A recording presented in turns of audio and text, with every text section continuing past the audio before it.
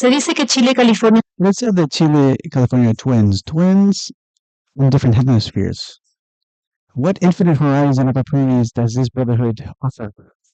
The Chile California Council has as its foundation cooperation and collaboration. Strengthen to the fullest our similarities in key areas in sustainable development. It's not by chance that you can drink good wine on one side, and on the other side, the idea is to procure cheers between both places, between the public sector and private sector, between Chile and California, even share the same tragedies and catastrophes, from devastating fires that are rising due to climate change to destructive earthquakes, as we are part of the same ring of fire of the Pacific.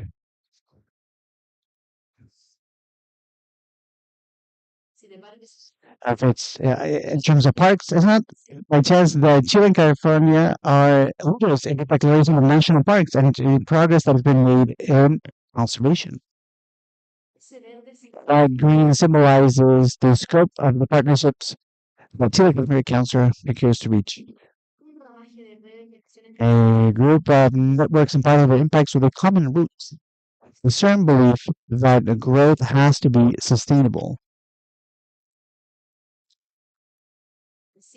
In this sense, we foment investment and in entrepreneurship, scientific exchange, in technology and education, and in culture.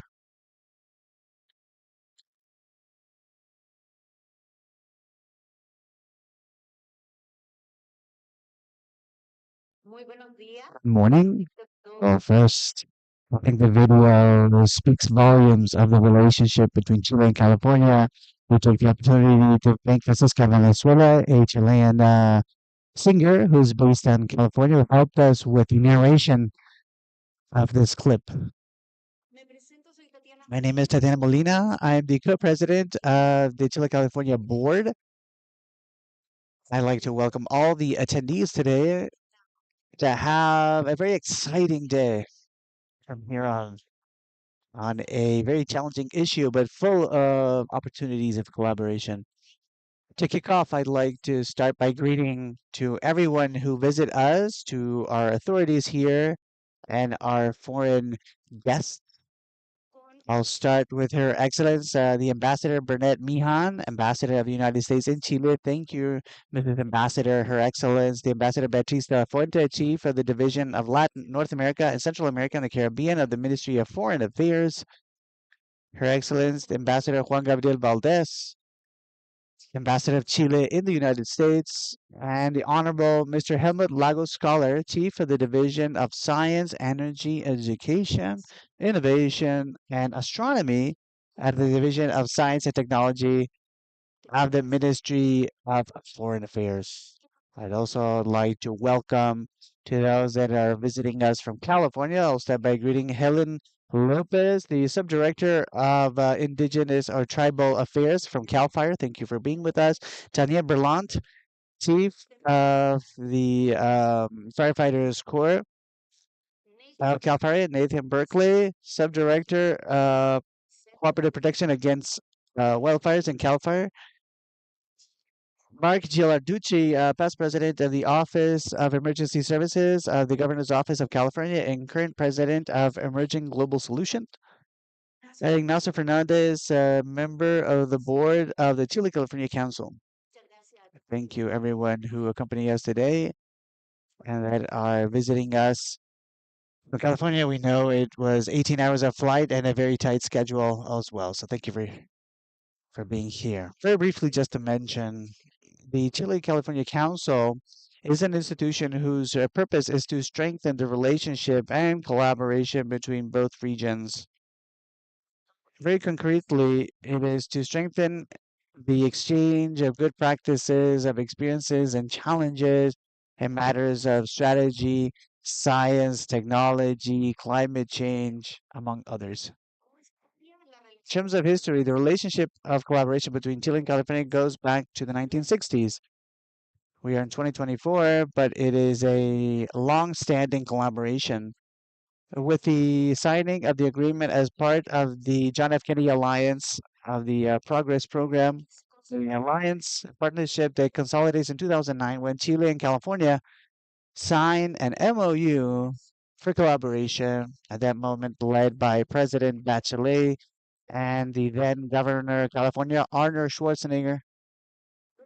Afterwards, in 2010, the Chile California Council consolidates itself due to an agreement between President Sebastián Piñera and President Obama during his visit to Chile, and this collaboration agreement is ratified in 2013 under the mandate of the Vice Governor Gavin Newsom in California.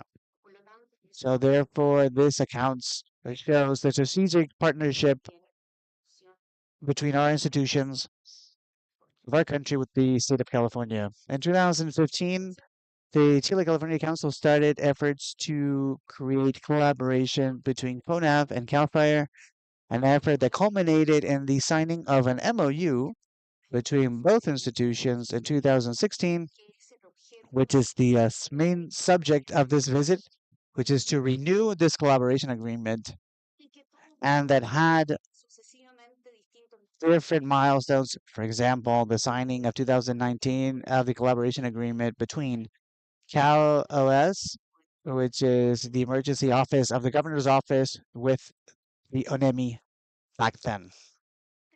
Well, the latter accounts and shows the strength of the relationship between both regions, that has been a fertile land full of milestones, and importantly today brings us to address an important issue, an important challenge for both regions, such as our wildfires.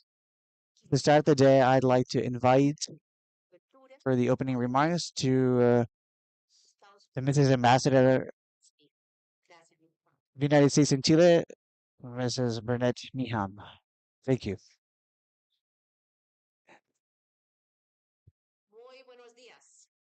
And good morning. It is a pleasure, a great pleasure for me to be with you and to be part of this important conversation between Chile and the great state of California.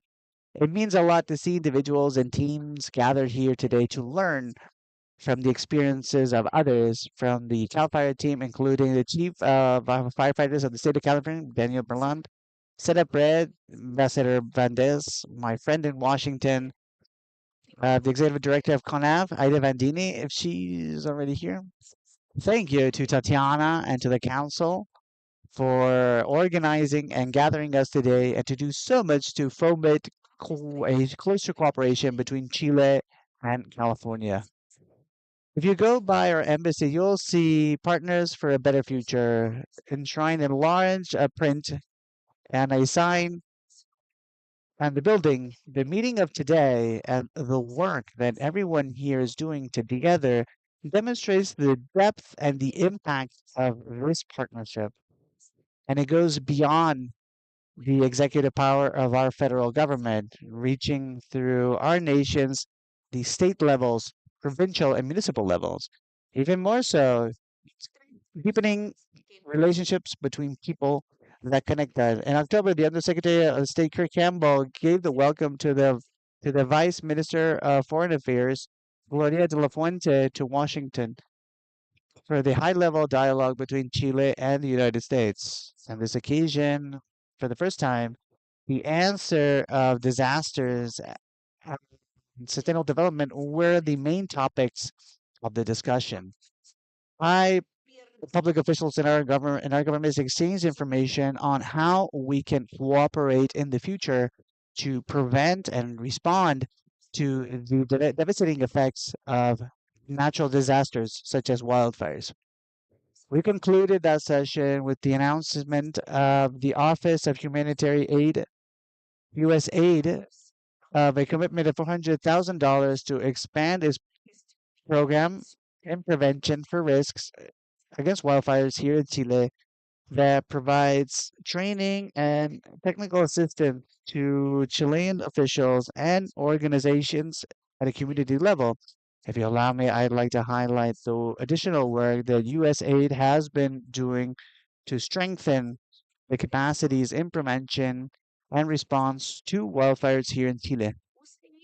USAID has implemented development programs of training throughout the years that have helped Chile to prepare and to reduce the risk from natural disasters that contribute to the development by Chile of the Incident Command Center, part of the national plan. The USA will assist in Chile or assist Chile to implement in February of this year to respond to wildfires that affected Viña del Mar, Villa Alemana, Quilpue, and Valparaiso.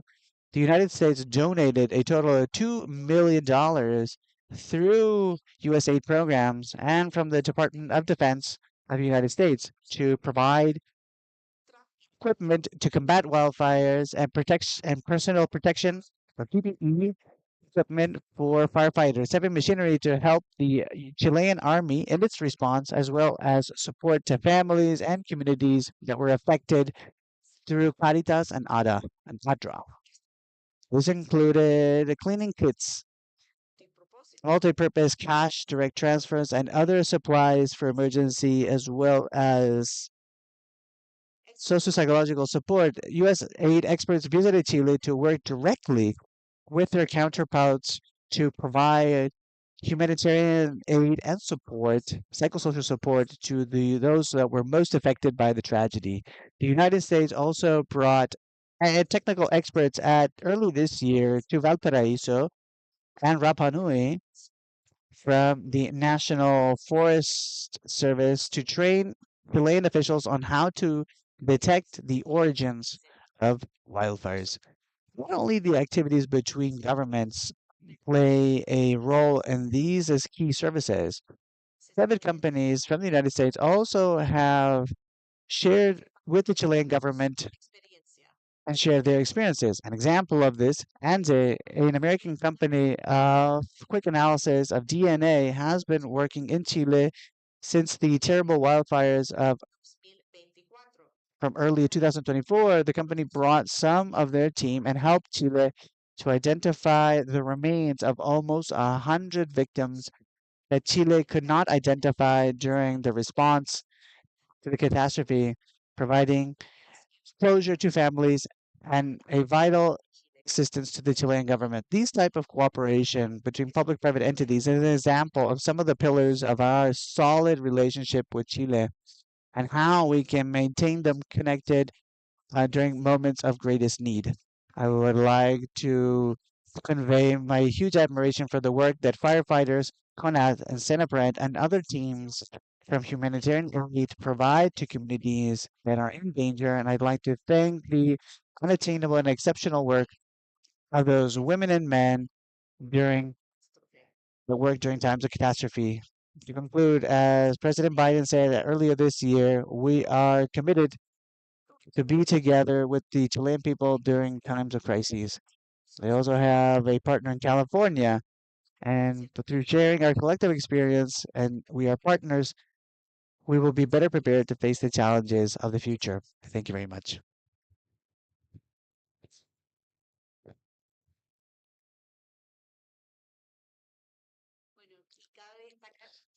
It's worth mentioning that recently we are celebrating the 200 years of relationship between Chile and the United States. That is a relationship that transcends beyond just simple trade, includes cultural exchange, strengthening of institution, among others. Thank you again, Mrs. Ambassador. I'd also like to invite to the podium Her Excellency Ambassador Beatriz de la Fuente, Chief for the Division of North America, Central America, and the Caribbean of the Ministry of Foreign Affairs.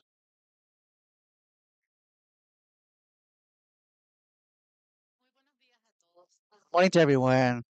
I echo with the previous words. I'd like to convey first that the greeting of our authorities and that are up to date to this activity and very proud of its development. This is an instance for exchange of good experiences that strengthens us, that strengthens bilateral relations, and the experience from each one of our speakers in this case. As you well know, the exchange with the United States in terms of areas of prevention and wildfire management is present always at a federal level. But today, we are here today to strengthen this relationship at a state level. It's parts of the 2024 exchange program between Chile and California, an agreement that symbolizes the depth of the cooperation between our countries and at all levels, and that we value deeply. Likewise, I'd like to express my appreciation to the experts that are with us in this session, from the state of California and to Chilean experts as well. The presence here highlights the commitment to, to face the threats of wildfires that not only represent a risk for our ecosystems and communities, but also for our safety and development. The importance of this seminar not only is in providing an instance for exchanging technical information and to strengthen collaboration between CONAF and CAL FIRE, and to interact with other stakeholders such as Bomberos, Senapred, forestry companies, among other participants. But also, it is an instance that allows us to strengthen the bonds that connect Chile with the state of California. To face a problem of the magnitude of a wildfire demands to work together in strategic alliances that allow to provide a response to catastrophes that are difficult to control. International collaboration in this sense is key, as it allows that on the one hand to count with the other in case of a fire, and also to coordinate joint action and to anticipate and to prevent in a more specific way. The strategic plan Chile California throughout the years has covered areas such as agriculture, education, and renewable energy. And now it allows us to focalize in a critical area such as wildfire management. California has a vast experience in implementation of prevention and response strategies, just as Chile. There is a lot to share, therefore, and to learn from each other. These type of initiatives is a reflection of the values that imbue this bilateral relationship. And from this perspective, this seminar also symbolizes the will of both countries to take on global responsibilities. The climate crisis forces us to act with immediacy and in collaboration. And there's no doubt that wildfire management is a key part in this agenda. To work together to protect our forest is a global imperative. And finally, I'd like to highlight that this seminar is an example of how technical areas, politics, and civil society can converge. In this sense, public-private partnership are also key. I'd like to thank again your participation and commitment, and we invite you to take the most out of this opportunity of exchange. I believe that together we will achieve important advances in prevention and wildfire management, strengthening at the same time the bonds that connect Chile with the United States as we are partners for a better future. Just for you to know, was a motto that we coined last year to commemorate the 200 years of relationships, diplomatic relations, or official relations that we believe will continue through time. Thank you.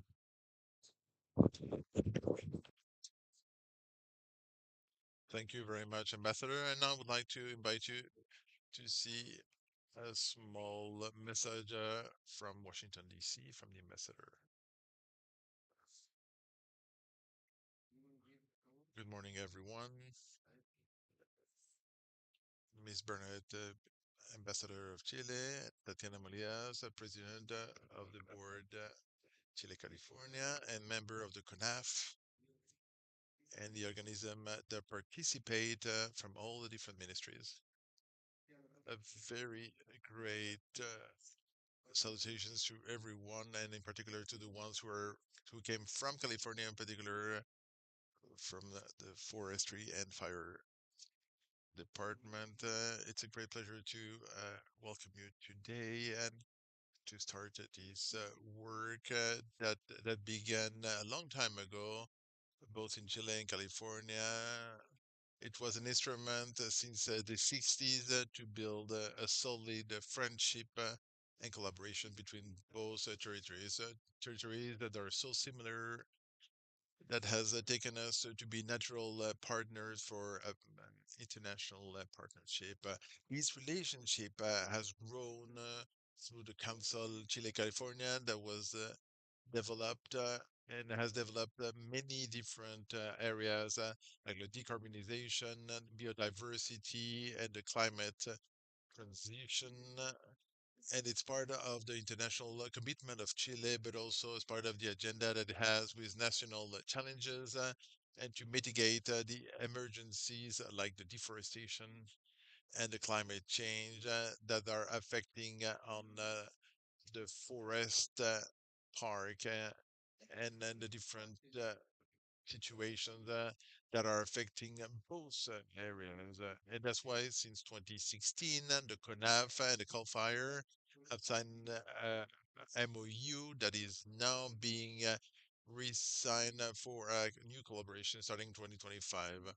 And these open future collaboration with possibilities not only of the public sector, but also with interaction with the private sector, with the academy and the communities. As an embassy, we want to congratulate the organization of this event that diversify the collaboration between the two countries and that forces us to improve the quality of our services to offer better answers, quicker answers, and protection for our citizens. I wish you the best of success, and I hope that next year I can be there with a signature that will renew the alliance between CONAF and Gulfire. So thank you and have a great day. Our thanks to the ambassador Juan Gabriel Valdez for his words. So we have a very interesting day with three panel. This meeting will be uh, by and everyone knows Daniela and our team with the organization of this event. But I would like to finish with a small reflection. We believe that the call that we have today is a very clear sign of the commitment that this council has, that the government of Chile has through the Ministry of External Affairs, CONAF, and APRED, and many other institutions and that the U.S. has also, with the presence of the ambassador and the state of California, to continue empowering this collaboration that not only has a solid trajectory in the past, but the most interesting is that it has a huge potential for the future, thinking about science, innovation, and climate change. Thank you very much. It's a pleasure to have you all present today. So, Daniela, please, the floor is yours.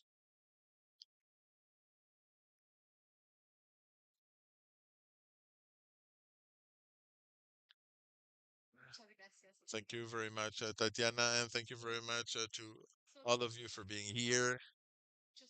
We will look at many different topics, so let us start. So for me, it's really a pleasure to see all here, and we'll be in contact. So let us start with the first session. The idea is to cover public policies for forestry uh, emergencies. And we'll focus first on the experience of California. And here the idea is to start what kind of policies are needed to be able to prevent. And for these, we will have, let me introduce Mario Ghilarducci. He was the leader until 2023, the Service of Emergency for the Governor of California. Very closely leader, and he is now the in charge of the Office of Emergent Global Solutions, and he has over 40 years in public safety and he has helped for the improvement of all the system and all the policies. So let's welcome Mark.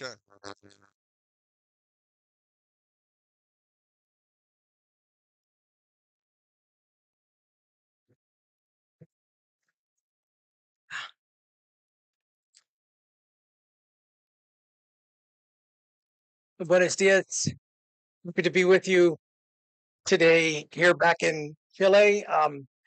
In 2012, I became the Secretary of Emergency Services in California. And early on in that assignment, serving over two governors, Governor Brown and Governor Newsom, um, one of the first assignments I received was partnering with Chile, California council, and for my entire term, I ended up sitting on the council, and I came here on numerous occasions to collaborate with the Chilean government and the people of Chile and share best practices and ideas. And it was profoundly beneficial for us in California. And today, back again, being with you all to continue to share experiences and best practices. So as Tatiana had mentioned, in 2016, we developed and signed a bilateral agreement, MOU, between Chile and California, both with ONEMI and at the time, and with CONAF, both organizations to basically identify the common risks and hazards that existed between California and Chile. And there are many, many similarities, both from topography, but also from risk perspective, from wildfire, from climate change, from drought, from seismic tsunamis. The list goes on. There were many, many similarities, and it allowed for a very, very positive alignment between our two governments in being able to share best practices. We also were able to build partnerships with the various aspects within the Chilean government, and not only California coming to Chile, we were able to host a number of delegations from Chile into California to be able to continue to expand on that partnership. That also allowed us to do some training, provide technical expertise to come to Chile and provide training through public speaking, public communications, crisis communications, and emergency management. And again, it was a fantastic partnership between the two organizations. So at the same time, California was going through a tremendous evolution in this space as well. Um, the key thing was that we, as a state, were facing years of drought, much like Chile, and we started to see a progression of very, very extensive wildfires. Now, I come out of the fire service, and I can tell you that years ago, if we had a fire that was 150,000 acres or roughly 40,000 hectares, thanks. It was a career fire, but today and through the course of the last several years, we saw fires increase in complexity and in scope and in scale, mainly due to climate-driven conditions, hotter hots, warmer warmers, drought conditions, and more wind. And that pushed these fires to move very aggressively. And it required us to change our processes and how we prepare our state as a whole. California is large, for 40 million people, and it was a big effort to change the direction of the state, to not just be response oriented, but to consider that by by investing significantly on the front end, through mitigation, through prevention, we would essentially save lives and costs on the back end. We knew that we weren't going to be able to just respond our way out of this problem, but we needed to look at it from a much more broader, much more aggressive perspective, incorporating science and technology, and the ability to refocus our attention to one of risk reduction through better preparedness and mitigation and education opportunities. That, of course, launched a series of efforts that essentially moved us to build a series of legislative actions. Now, my office, my role in preparing the state as a whole was to work with all of our departments, our agencies, our local governments, and the public at large to essentially build a culture of preparedness within the state of California that was going to address the various hazards. Wildfire was the driving force because of the frequency and the speed and the scope at which wildfires were impacting the state. The governor at the time, Governor Newsom, working with the legislature, committed 15 billion US dollars to combat wildfire, drought, and the overarching set of climate change. And that included a series of very aggressive actions. Enhancement of personnel, fire apparatus, equipment, aircraft, support to Cal Fire, to Cal OES, to our military department, to law enforcement, all the various sectors, engaging with innovation and technology, building in software that could help us with predictive analysis in a much more aggressive manner. The idea is being able to change the way we communicated, not just with our response personnel, but with the public at large, and leveraging the use of these kind of devices to move from old school communications to more modern data mapping and alert and warning capabilities. We also invested in programs like surveillance systems, cameras throughout the state that could utilize advanced technologies, AI, to be able to identify where fires could be starting and sharing that information back to command centers so that we could essentially better understand what was happening at the local communities. Real-time surveillance through aircraft, being able to see what's happening at a very high altitude with high-definition cameras, LiDAR, and other kinds of systems within that aircraft.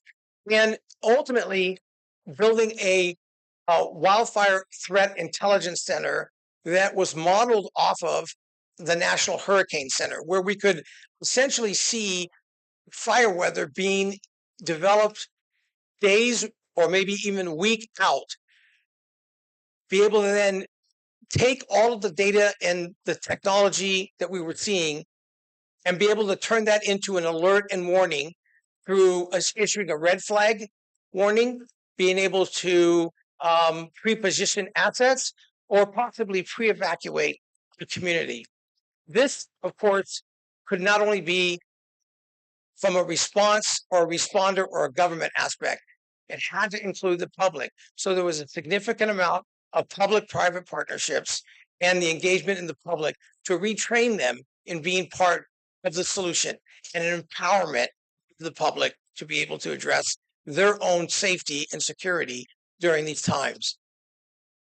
We also built and enhanced our public safety communications, working with the utilities for power and our telecommunications to build in resiliency and redundancies throughout the state so that if we were to have a wildfire, those towers, those communication systems would stay operational.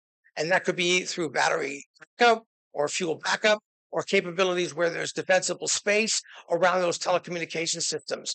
All of these were done in a very coordinated fashion, working with Cal OES and Cal Fire and all of the other state agencies, including our Department of Public Health, which was evaluating and using scientific methods to determine the impact of smoke and wildfire smoke on the community, what kind of health impacts that was having, and then be able to develop different kinds of alert and for the public to know whether or not they were safe or what to do if they were going to be impacted by the smoke. So in the end, there were extremely significant improvements throughout the state of California. Of course, our values are reflected in our budget.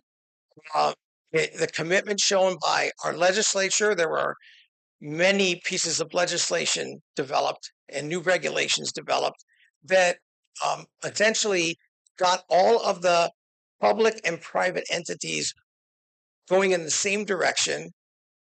We overcame obstacles. We clarified terminology. We essentially build in a better capability to not only understand wildfire, but also prepare for it and ultimately respond to it. And that was translated into other hazards as well. So seismic safety, flood safety, etc. So we looked at it from an all hazard perspective. But again, the wildfire was the thing that essentially drove the agenda. So we saw across the state increased prevention, preparedness, and mitigation. Mitigation efforts through granting, funding to local governments, to other state agencies, to non-governmental organizations like Firewise councils to be able to prepare communities where disasters actually occur. We use the term all disasters are local. And so it's one of those things where we wanted to invest directly into our local communities. We had legislation and regulations that just weren't put in place, but they were actionable. They were built on metrics and deliverables so that we knew that we were moving the state in a positive direction. And we were accountable back to our legislature, our lawmakers, that we were in fact effectively doing the job that they had intended. We had prioritized funding. In other words, focused funding to ensure that, as I said, our values reflected in the budget, that the money was there to get the job done. And we saw increased collaboration across all levels, local, state, national government, as well as our public, private, non-governmental organizations and communities at large. And we invested significantly into new technologies that we could all benefit from so that we had a common operating platform that all of the agencies could benefit from, and we could share that information in a timely way with the public to ensure that they were empowered to make the best decisions. And part of this included the development of task forces and working groups to build things like fire resiliency plans, mitigation plans, ensuring that those plans were built into the general plan of each jurisdiction, and that the efforts of every lawmaker or every board or every mayor was consistent throughout the state of California. And lastly, we saw an improvement overall in community resilience. All of this effort over the last several years has paid off dramatically with regards to buying down or reducing the impact of wildfires. We still have wildfires, but we are in a much better place than we were just a few years ago. And there's still far more to do. And the partnerships we have with Chile and learning from you all, the work that the Chile California Council does, keeping us working together, the work California is doing with other countries, Australia and Canada and the countries in Europe that have a wildfire problem, climate driven, is happening all over the world. You'll hear today from our experts at Cal Fire about some of the details about how they invested all of the efforts to be able to be one of the most formidable firefighting, wildfire fighting organizations in the world. So with that, I thank you very much. I look forward to talking with you a little bit more when the panel occurs. Gracias.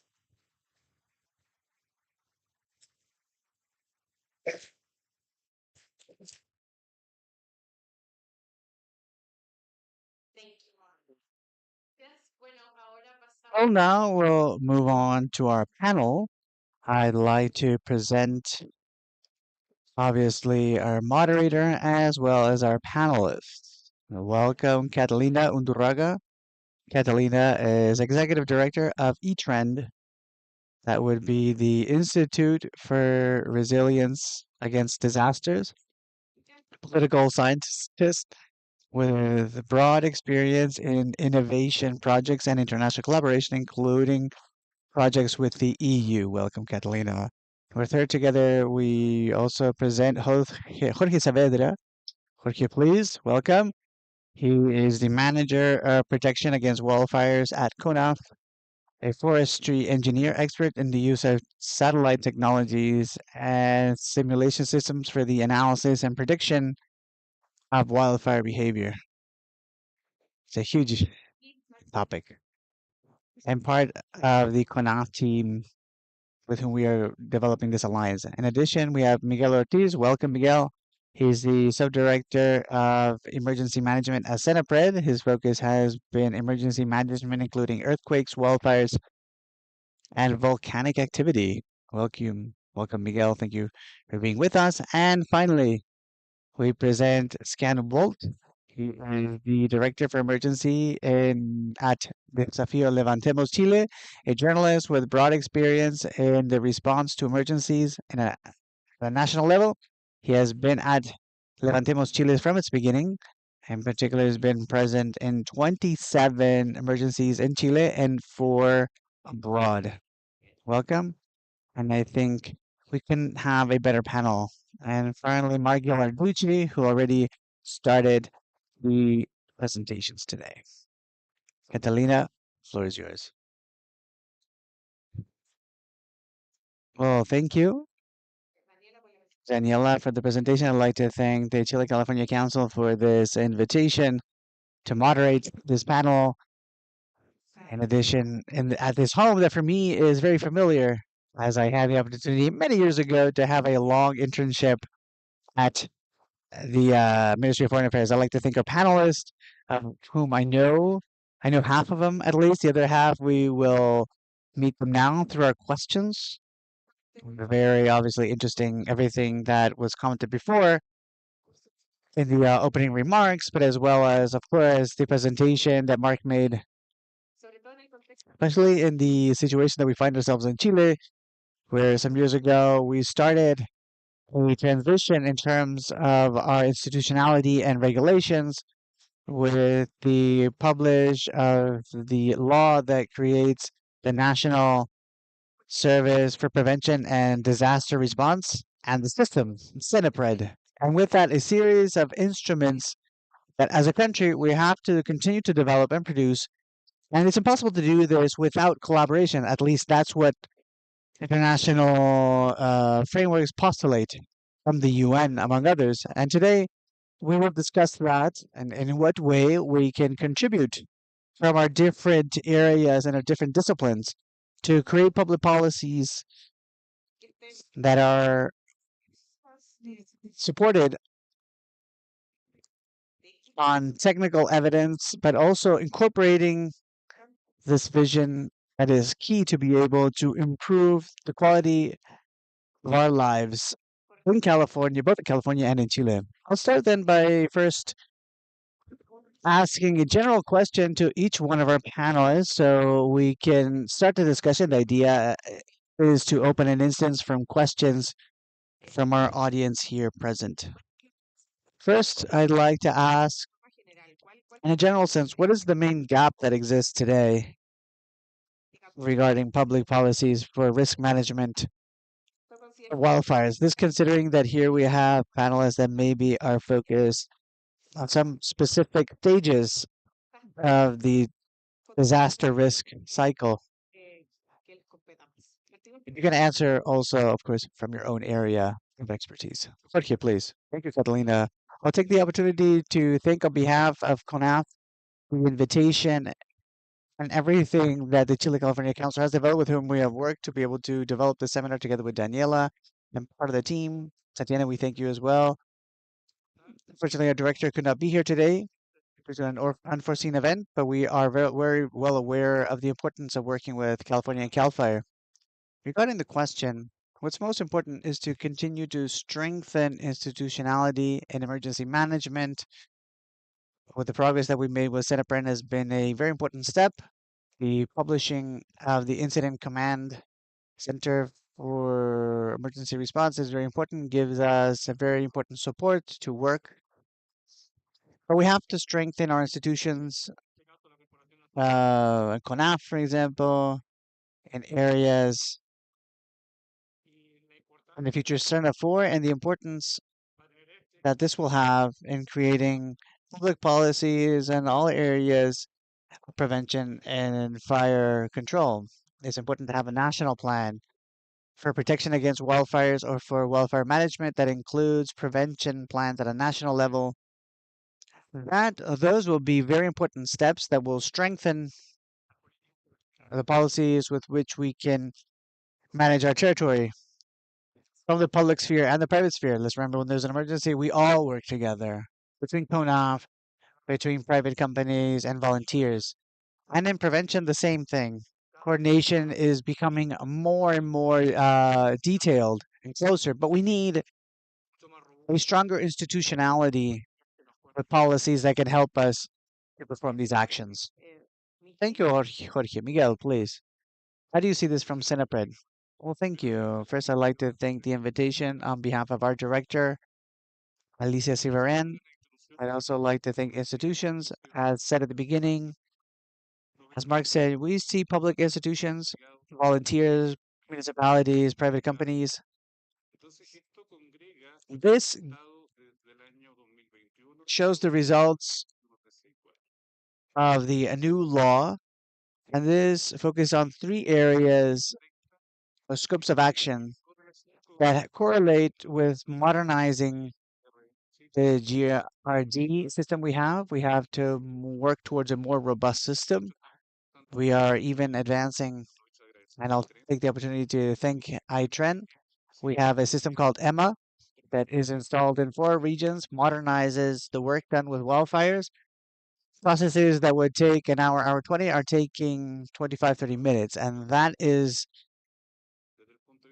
management and efficiency to take what is available in the system and to use that.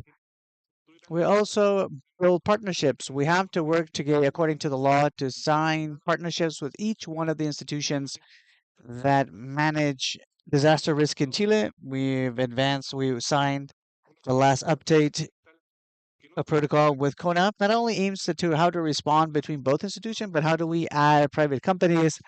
How do we add cooperation to face in an adequate way as a country wildfires in our country? And in this sense of public policies, we have installed this year a preventive emergency state from Magallanes, Atacama. One could say that Atacama, the desert, has little vegetation, but believe it or not, most wildfires that we've seen this year have occurred in the north. The central area on its side, we continue to monitor, and I think the last point that we believe in important to touch on is to build trust. Communities have to believe and trust the institutions that lead the system for disasters and in wildfires. Let's remember that today the public ministry is doing their work. There is an investigation underway regarding the direct relationship of officials to all institutions that are working, and this is a joint effort that not only involves not only involves Cinepred, but the system, the national system that exists. And together with you, we have advanced in building a safer Chile. Miguel, let's move on now to the more reconstruction phase, and Escamba has. Oh, good morning to everyone. In prevention, the gap that we see as Desafío Levantemos Chile, we have to strengthen public-private partnerships. As a foundation, we are driving a prevention program that works very closely with communities. There's where we have to put more efforts because although we have institutions that work well, communities today are very little empowered to work on prevention on their own by their own selves. And we have been working throughout the year in Viña del Mar and Quilpue, all the areas that were affected by this wildfire. And we're in a program that works with neighborhood associations to develop, uh, working on projects to clear out micro dumps or clearing out vegetation because many times people expect ONAF to do this or the municipality to do this to build firewalls.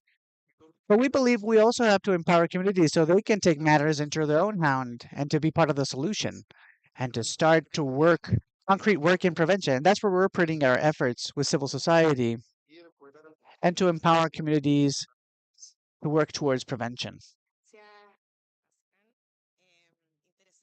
It's a very interesting, right? The specific point of working with communities. And this, what Miguel mentioned on how we create trust, how we build trust. And we know that is so important, especially when we're facing situations of uncertainty and unexpected events. And it's there where the strengthening of institutions, as you said, Jorge, becomes even more important through public policies to strengthen those capacities that we have as a country through institutions to recover that trust. In that sense, Mark, I'd like to, if you could comment.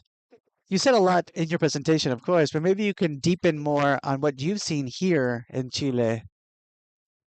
What would be those gaps that you observe in terms of public policies, maybe? And what is that from California?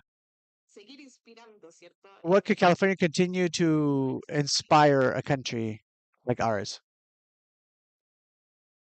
Well, certainly, the issue of public policy is very important in being able to frame and stay current with the risks and the vulnerabilities that exist within the country, within the state, our state.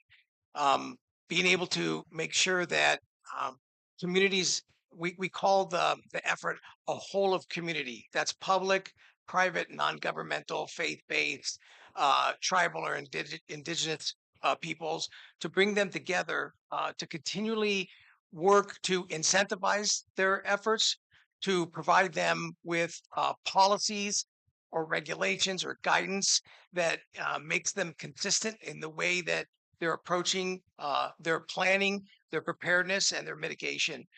Being able to provide them financial resources to incentivize the efforts around planning and preparedness. And as has been stated, engaging the community to empower themselves. This can't really be just a government solution. This has to be this whole of community solution. People working together to be able to address that. But you cannot expect people to be willing or empowered to become part of the solution if they don't understand what the risks and the threats are. So that public education, that piece of reaching out and connecting with the community members is absolutely critical in being able to achieve the objectives and to sustain those objectives as you move forward. Lastly, it cannot be a one and done solution. This has to be a consistent, sustainable effort so that you do build a culture of preparedness within the country, or in our case, within our state, so that people are aware of where they reside, what kind of threats. Maybe you're not in a wildfire area. Maybe you're in an earthquake zone. But you just need to understand what those risks and threats are, and then work to make sure that the community is as prepared as possible. Understanding risk. Gracias, Marx. Thank you, Mark. I believe that is a key point, of course. And our plan and national policy for reducing disaster risk by 2030 in Chile, the issue of understanding risk is an important section, its own section. And this inspired from international frameworks such as the Sendai framework, where they set this precedent where we say, well, to be able to understand really how to good how to reduce disaster risks, well, we have to understand, of course, what causes said risk and what are the different components. We talk of threats, and we're going to talk of exposure, vulnerability, and then we're going to end up with risk. And that risk can be quantified. It has to be quantified. In some cases, it's not as easy, of course, because we need data, because we need models. But we made progress as a country. And I'd like to retake this point that Mark mentioned on understanding risk and to ask our panelists from your experience in terms of this intersectorial work. Everyone mentioned the importance of coordination between private and public sectors for prevention. But how much work exists in terms of understanding and comprehending risks in that coordination? There's a lot. I believe that Unfortunately, as a technical agency, I would dare to say, together with Miguel, who are the technical agencies that had more progress in risk maps. Even before the law, we were looking for risk associated and to understanding that the state has to address these based on the priorities that it has, people, critical infrastructure, protecting those, and then protected areas, conservation areas, and also productive infrastructure. And based on that, we started to develop our first maps. And based on those maps, we started to coordinate in a very interesting way with different agencies, with Senapred, with you, of course, with forestry companies, with communities as well, with municipalities. The threats maps have been going deeper and deeper, always looking on how we can share these. And we've seen experiences on how the southern states of the US share their risks. And you would put your address, and with that address, they would give you the risk that you're in.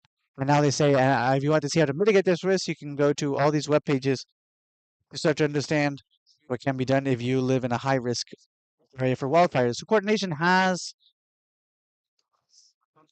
been addressed in a very deep way from our agency with the public ministry, with litigations, with investigation police, with the police, with municipalities, with utilities, trying to create relationships with agencies because we know the problem when we create these risk areas is not only states' responsibility or CONAF, but everyone's involved. As Mark says, if the community understands that they are in an area of risk and they start to perform actions from there, we will all start to join in these efforts and we'll create something that is much more robust. But for that, the community has to understand that today they live in for example, in the fields or the country. They need to understand their risk, or they live in a camp. They also know that they are also at risk. And those that are in urban areas to know also they could be at risk of wildfires, well, either because in Peñalolén or Las Condes or in other, depending the commune where they live. There are areas, urban areas that connect with rural areas in Santiago. And with all the mapping that we've done, all the country is immersed in many of these interfaces between urban and rural areas. So joint work between different public agencies, private companies, and municipalities, and community at large becomes even more necessary, and this has to be stronger. Miguel, please. Jorge pretty much said it all, and but I can mention that within this progress and this more local perspective, we have the work of a strategy that is the second year of existence. The first year, we had a lot of lessons learned of how we measure what we commit to. One thing is to say we're going to build firewalls, and then when we review them, they do not meet parameters of a firewall. So we've had to learn during this journey, but also learn how to communicate risk. Because when we say to the population that they have to evacuate to a safe area, we all know that during a wildfire, there isn't a safe area. It will depend on the wind conditions of the area in itself. Let's remember the Valparaiso fire, the Almar, Quilpue. These are the three communes with very little routes of evacuation, if you want to call them that way, these roads. So we're working on strengthening our plans at a communal level, working with municipalities to be able to build capacities to see what we have to respond locally. Because one thinks you're going to deploy resources centrally or from a region without considering what exists locally, you can commit these mistakes. And effective communication towards communities, we are working towards creating resilient communities. This is work that allows communities to be the first responders, but only if that these allow us to protect their own personal safety. So we have to do evacuation. And we've discussed this with Jorge and Ada Baldini as well. We have to do this. It's a bit people don't like it all the time, but sometimes the risk conditions and the spread that wildfires have had force us to do early evacuation, even if communities do not always enjoy this.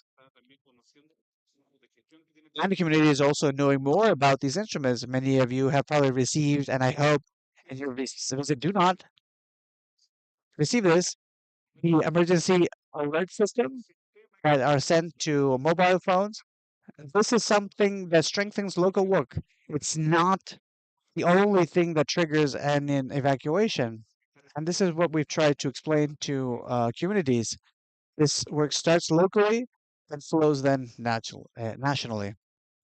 Very interesting, Miguel, that more specific perspective of in what way these instruments and tools, the risk reduction plans, which are key at all levels in our country, at a communal level, are key to see what type of actions have to be made from investments in infrastructure, some works or construction, but also educational programs to create awareness and for communities to understand the risks at different levels. Askan, I wanted to ask you how from Levantemos Chile, how do you see risk understanding and the work that you have when you work with different institutions? I've seen how risk, especially in wildfires, has risen during recent years due to climate change factors, drought. But I'd like to highlight a risk that we've seen in the last mega fire that occurred in Villamar and Quilpue, which is the risk of intentionality of arson, which is difficult. People that work at institutions that are in charge of fighting wildfires were organized to create fires. And that's a new risk that we hadn't seen. And we're very happy for police intelligence were able to catch these people who had a true cartel of wildfires. These are the people that selected the days with most heat during the summer and caused these fires, caused the death of hundreds of people. So we have to put strong emphasis on police intelligence and also to charge these people and to make them pay for the damage that they cause. The issue of arson, of wildfires, is something that as a country we work very closely from CONAF. There's a whole line of work on this, on where, of course, there will always be instances for improvement to fine tune our models on how these large fires are created and the impacts that they have. But it's important also to take experiences from afar, from abroad, to see how they have addressed the issue of arson, of wildfires. Mark, maybe you could comment a bit of how the California's experience has been on this issue of arson and wildfires and why fires are caused, but on how this collaboration work we can address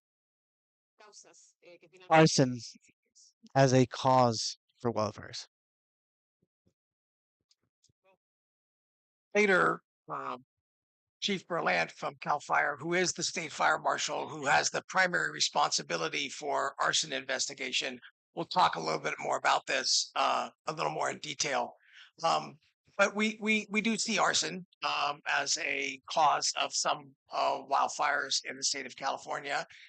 And there's Chief Berlant's office has a very experienced, aggressive team that works with other agencies to be able to determine cause and origin and then do the investigation to ultimately apprehend an arsonist. Some 90+% of fires are human caused in California. That doesn't necessarily all present as an arsonist. Some is occurs by mistakes.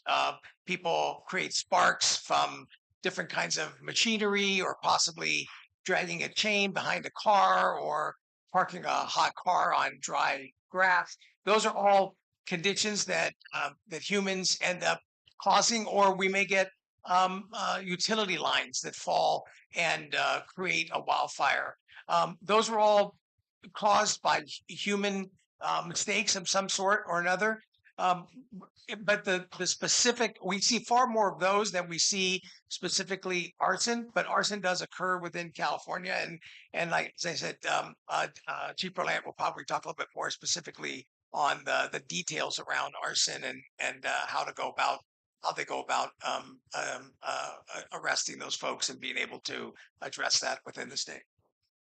Muchas gracias, Mark. Sin duda, el tema de la causalidad de los incendios es importante, pero también tenemos una serie em, de nuevas aristas en donde, por ejemplo, la tecnología nos ayuda a fortalecer la capacidad, ¿cierto? No solo de prevenir, sino que también de poder actuar lo más rápido posible ante una emergencia o ante, ¿cierto?, digamos, riesgo inminente. Yo puedo seguir haciendo muchas preguntas, pero I can continue saying many different points, but I wanted to take into account everyone here. So we have microphones who are open, and we will take questions from the public. So there's a first question over there. So good afternoon. My question is for people from Ed. With a lesson learned from the alarm, why haven't we thought about to evacuate and to tell us the point exactly? Because in the case of Viñalmar and Quilpue, you activated all the alarms. The people were running from one point to the other without knowing that there was no coordination. No one knew where was the fire, where we had to go. So we've asked the director of Senapep in the technical meeting. We've asked them to give last names to those alarms, to give them names, so we know where the focus. If it's not clear, we put the alarms everywhere, and people have no idea where the fire is and where they have to go and which sector is is in danger. Then they don't know where to go. They have to evacuate, but where? Where should they go? Should they go up the hill, down the hill, to the coast? I want to answer this. The system of Amert is a complementary system that tries to create. It has 90 characters. With there's a we wanted to update it, and it was defined by the president and the ministry. Not the to update not only for the phone, but also for TV and radio and for the signs. And why am I saying this? Not to evade the question, but to use other ways of communication that can allow us to give more details about the process of evacuation. And why I was mentioning these, the plans of reduction of risk, because this is where you build the processes of evacuation. When I have the information only of the event, I cannot tell them a point. Any any any point near a fire is a risk point. So I need to evacuate. There's not a defined place to evacuate if we don't have a plan where people know where to go, what to do, and where to evacuate. And that's why all the process of the alert emergency for the fires indicate Senaped and the name Las Perdices, for example, and evacuate. This is what it says. It doesn't say where you need to evacuate because it's not possible with information that we have. Where is the safe areas where the people can evacuate? When we'll have these work with regional plans and the update of the platform, there's no doubt that it's this is something that I've been we've received this idea for several times.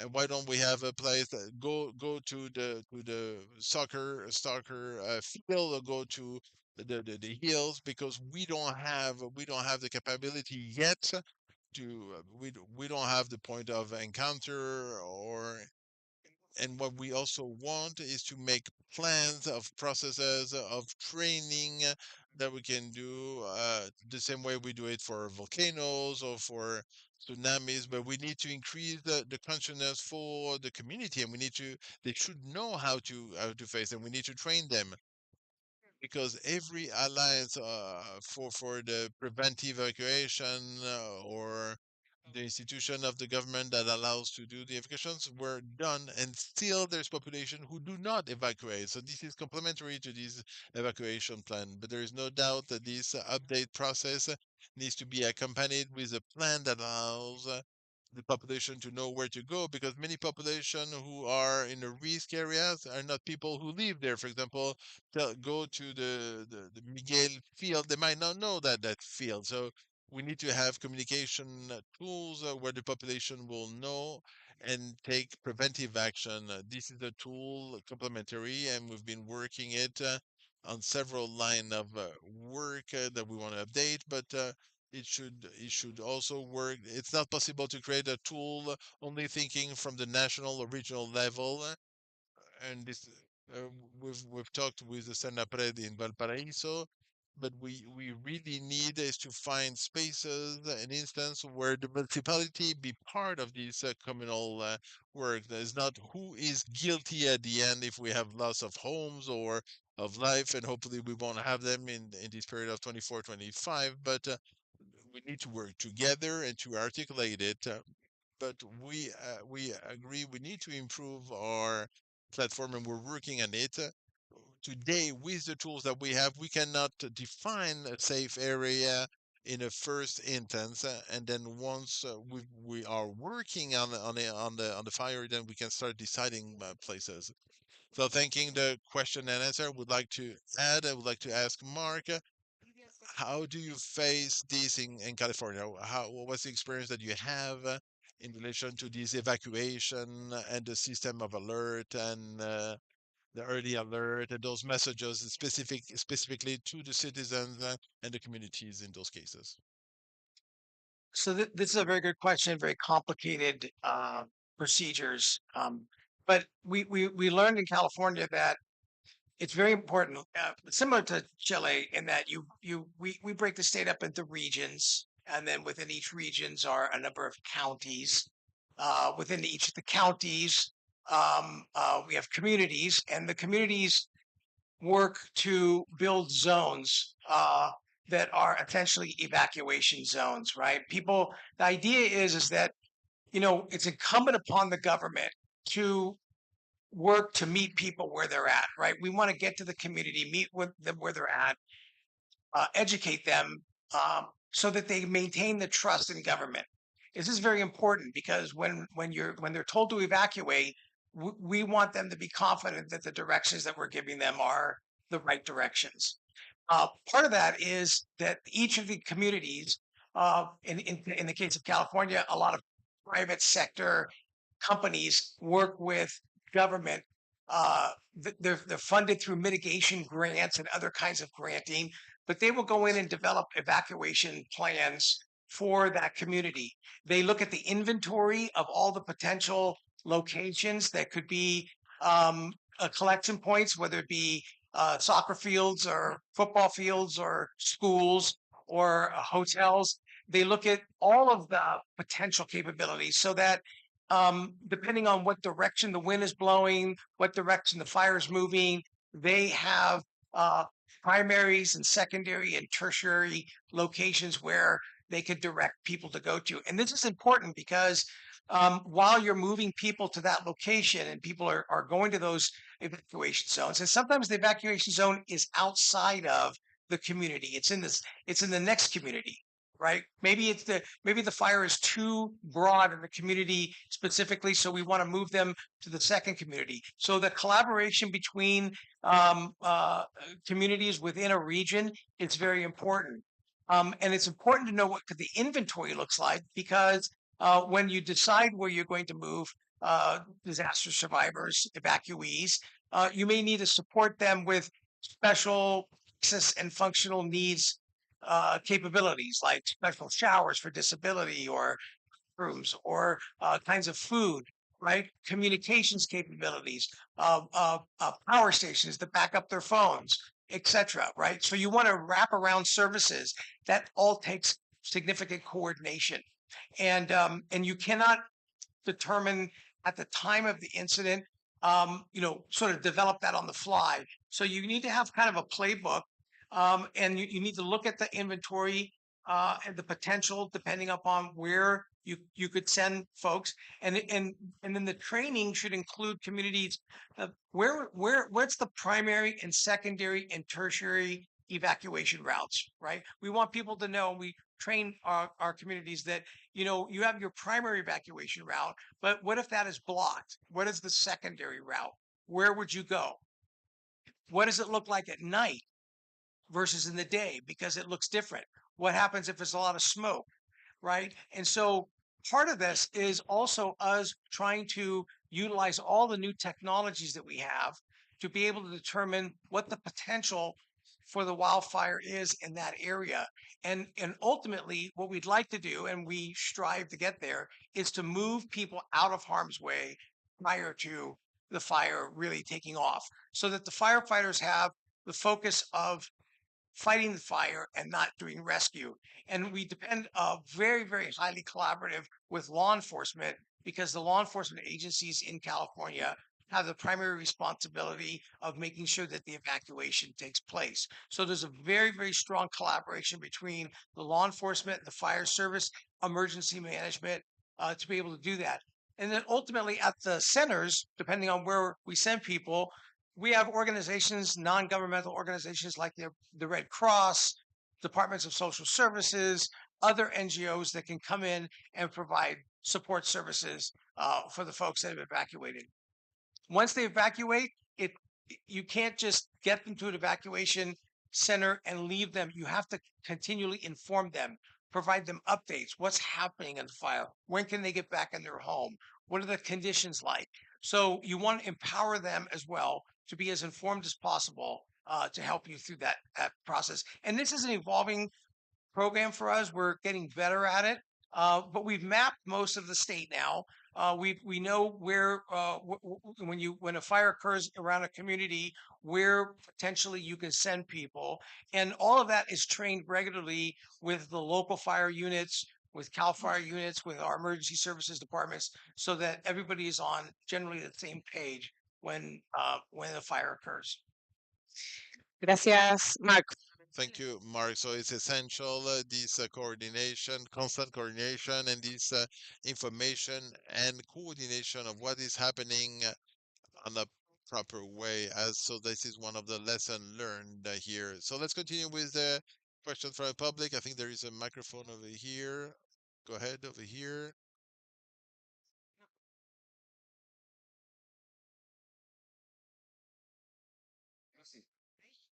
There we go. Good morning. Alejandro Castellano from Corma and Nuble. In relation to prevention, we had a meeting with Cal Fire and we were asking the question in relation to the surface that they manage, the vegetation. They were talking about 400,000 hectares. And so we asked them, where do you do the management of vegetation? And the answers were the following. They say, we don't know. The municipalities are the one doing that.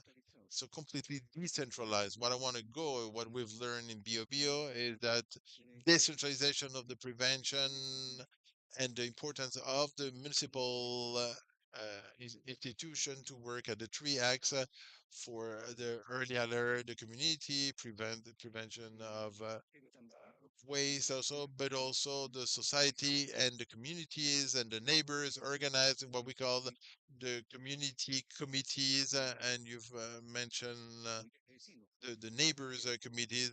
Here we come, the committee of prevention. And the results have been amazing. We're talking about 70% of reduction of accidents where we have those committees working.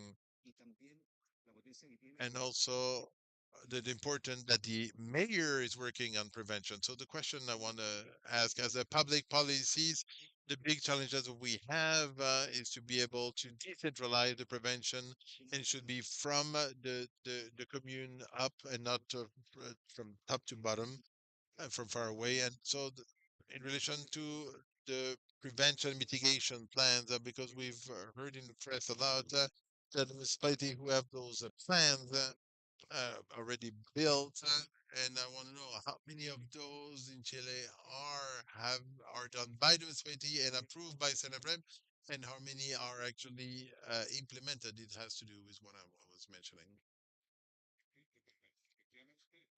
As a matter of fact, we are working with the risk management plan that comes from the municipality, and in the region of Biobío. It's a region that has improved a lot in the generation of the specific plants that are part of the, the significant protection plans from the municipal. But it has to do also with the public-private relation, because municipalities do not understand that when I generate prevention plans for any kind of danger, is something that I'm winning is a prevention.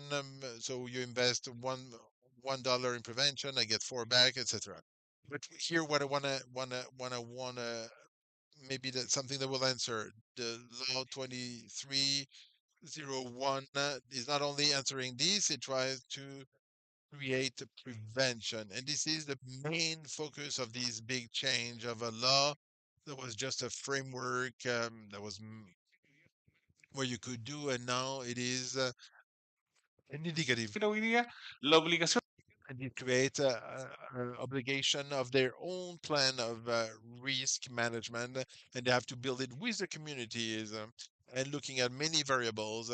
So this is one of the fundamental aspects. And the second point is there's an alliance public-private where we have the capacity, the capabilities to stop worrying on where we got the resource. Everyone, we all have capacities, and also to have an alliance with the municipalities and the companies for all to feel part of a work, a common work. So in this aspect, outside of those community plans, we need to have the threat plans for the area. So not only for the people who live there, but also the visitors who will need to know to generate different alliances that allows us to lose the uh, the fear of talking about areas that might have risk of volcanoes or earthquake, or and you can correct me, the experience in general says that it shouldn't go to the fifth region, uh, but if you look at the fifth region where the fires, let's say that those three main, Algarrobo and Quisco, you could go there and you could revisit the region, but what they were saying, do not visit it because it was overcrowded. But it was overcrowded by specific threat, and that's why the panel of risk need to talk and they need to have a big risk. We've talked in the Senapred, which community has a plan updated and not. So it's something that's accusing them somehow, but it's this is transparency, and we want to know which municipality is following and we want to be transparent for everyone. So we need to publish those plans. And another factor that we believe is essential for this kind of work is to generate these resilient communities that we've talked about. How do you call them? The prevention communities. No matter the name that we put it, we need communities who will be agent. And we have a plan that's called Prepared Family. Once again, sign up and with those recommendations. When you generate the capacity and you look at all the variables, you know who's your neighbor, what are the capabilities on the territories, you will have a better answer to the first 24 hours of a community are answered by the community. No one will come and save your life. I think if I talk too much, you let me. No, go ahead. But nowadays, the volunteers and the work of volunteer, we have very few volunteers actually who are going to a emergency area, and I say it with a lot of respect. People who would get there with high heels, and 2 minutes after after 2 minutes after offering to be volunteer, they had to leave. And other people after 10 minutes near the fires. So you don't only need to have volunteers, we need to define the strategies, and then we need to really, I don't want to go too far with this point, but we need to establish goals and work and trainings and work with the municipality as the main focus. And we were working with this alliance. It's a hard work. We're doing a new work. a week ago, we had new mayors who started. So many who are coming from a different world. An emergency can be the point number 10 on their agenda, but it should be on the on the three main points of their agenda all the time. And you need to really put the pressure on the important and more than simply uh, things that you work you design on paper. We need all the regional directors to support that. So the people who are in charge of the risk should go through all the process, and they should be the most trained person for that. Shouldn't become a position that is chosen because of who they know, but should be a position of people who know about risk and how to manage risk. And these generate more transparency also. So if we are able to work from the regional and national aspect, we can see how the local government can work on this and can develop. Many times it's like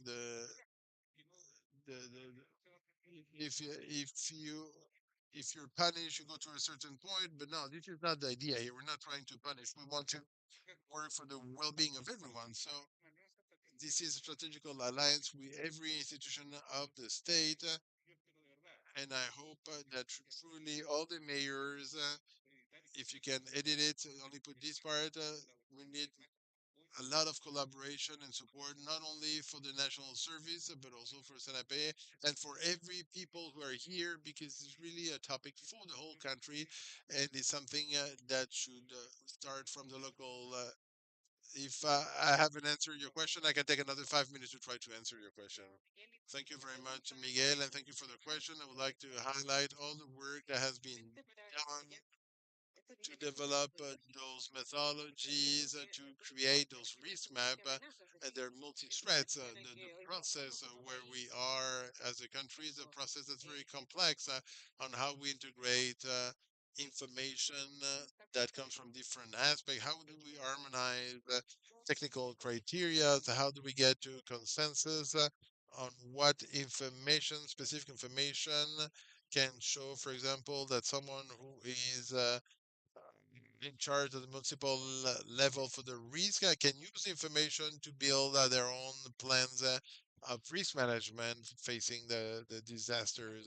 So the whole methodology on how we are able to put on the table all the information in relation to the characterization of a threat. How do we characterize the threat, outside threat, also on the different territories? How do we create the risk map? Do we use semi-quantitative methodologies, and then how we share and communicate? This is a process that leads for the decision of a mayor. This is something that needs to be institutionalized through the work we're doing to support from the Institute of the Resilience with the Center Press and the different organization. After sharing this message, I will open for a few questions from the public. I think we might have two or three questions, and then we'll need to close the panel. So I will share the microphone. Hello, good morning. First of all, I'd like, or to the participants and the specialist here and the panel, thank you. My name is Daniel Hinojosa. I'm from the Department of Prevention Mitigation of Wildfires of CONAF, and I wanted to make a comment regarding something that was mentioned by Miguel and Oscar regarding firewalls. As it was mentioned, to have clarity and transparency regarding the concepts associated to welfare risk. It's also important to have clarity on the concept of a firewall plan that is presented between institutions with road work. Uh, 80% is executed by the Ministry of Public Works through with their machinery, and this corresponds to areas of free vegetation, not of firewalls that would be a work that reaches mineral levels with no vegetation. I believe we have to consider what is the objective of these works, reducing fuel that we're doing in our territories, which probably will not be to stop the wildfire because we have to consider different variables. What is the magnitude that the fire will have? What is the length of flame? As in catastrophes, such as in Valparaiso, there was no firewall possible that could stop the fire. So it's important to start to talk of adequate concepts when we talk of eliminating fuel with the objective of allowing teams to have a fair chance of fighting wildfires and maybe to slow the spread of the fire. And I believe it's very important to be very clear in the minds of all the experts here and in our audience as well. I'd also wanted to mention what Askin said of the risk of arson.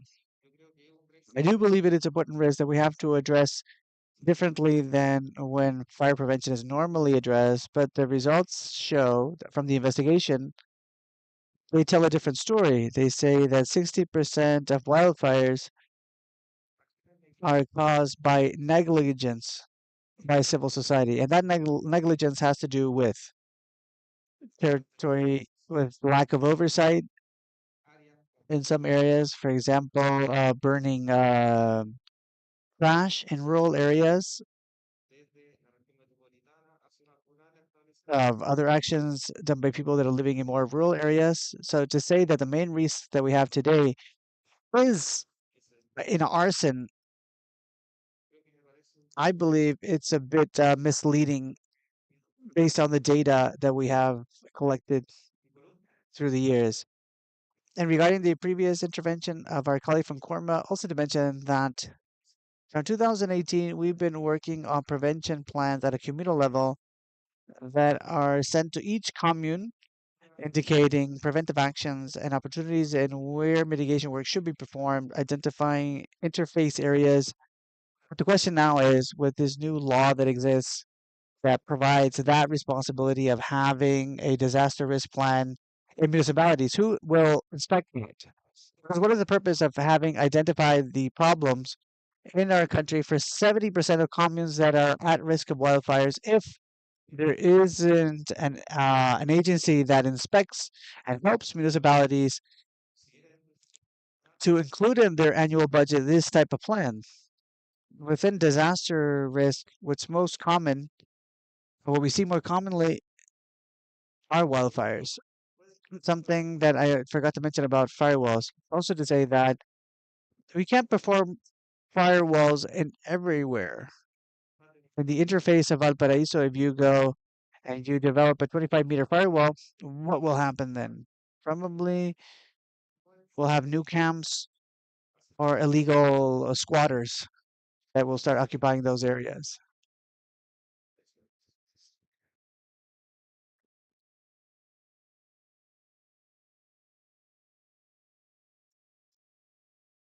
I'd like to thank you. Two comments. They contribute and to clarify different issues. We have to work on communal plans and inspection. So inspection should be done by local governments.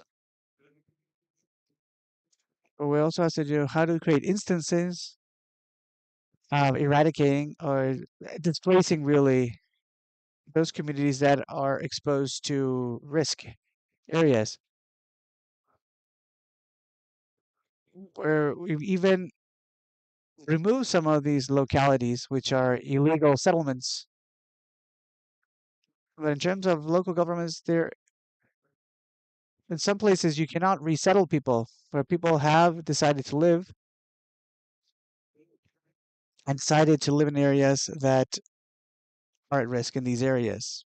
Just to say that once the plans are executed, have to be updated once a year and have to be inspected by the pertinent agency,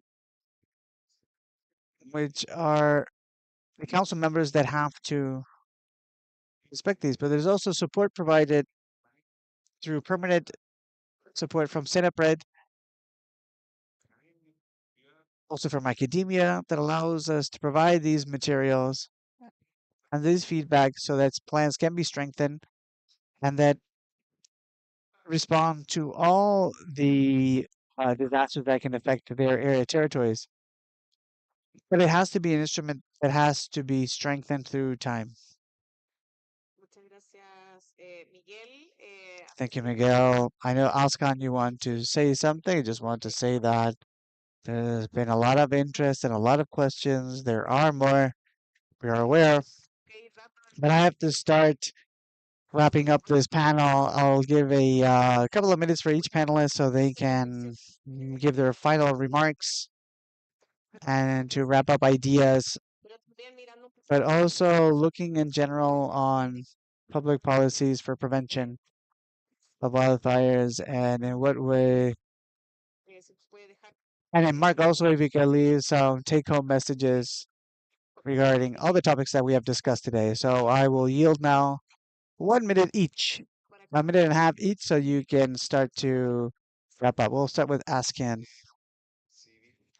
Well, although I believe it's not the main cause, but I think it's the most serious one because a group of people that agreed on and colluded to start fires. There are other causes, of course, that are much more recurrent and common that have to. It has to do with planning, urban planning. Another part that was critical that we've seen in Myanmar is urban planning and development. We live in a country where a large part of human settlements appear as illegal settlements of squatters, and there's no evacuation routes. And that issue, we believe, is something that's important to review that. And I don't see that actions and mitigations are being taken in these new settlements and urban planning, of course. I think there's the focus where we have to put emphasis on if we want to avoid more future victims of wildfires. Thank you. Oscar and Jorge, please. Some final comments. You wanted to add something regarding what had been expressed in the last question. Yes, taking the opportunity of Daniel's intervention and also to be clear, the cause of fires do not impact the speed of spread that a fire will have. It's a part of the problem that we have to solve. But what today, what causes wildfire is density, vertical continuity of vegetation. If we see what happened during wildfires. They become uncontrollable due to the amount of fuel, tons of hectares that surpasses a certain threshold where firefighters cannot work in, not even with air support or land support. So I think that mitigation and territory management is key to be able to fraction territory and have a better chance of not having this continuity that is creating impacts on populations that is an X kilometers further ahead. In this case, as Danielle mentioned, firewalls for embers are 3 kilometers to 5 kilometers in this fire. So there is there are no firewalls of 3 and 5 kilometers.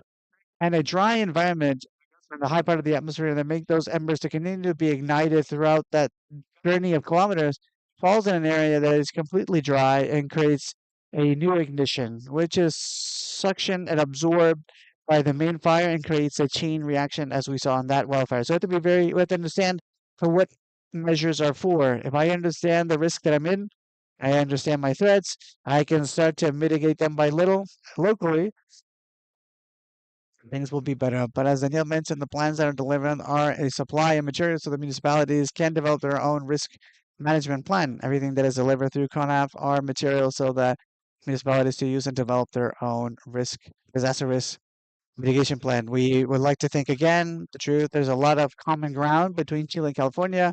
There's a lot of topics. We did not talk of technology, which we continue very closely what they're doing over there. But we do believe that public policies are important for this part. The mitigation law is doing their part. We'll have to create a law that focuses on preparedness, a response, restoration, but in mitigation, the use of fire, of having prescribed burning on the table so that society can understand them to understand that it's better to have a fire with 10 centimeters height rather than wildfires that bring threats create larger threats. We do not want that. And we do, if we want to prefer to eliminate the problem at the right time and following all the legal aspects that allow to develop these activities.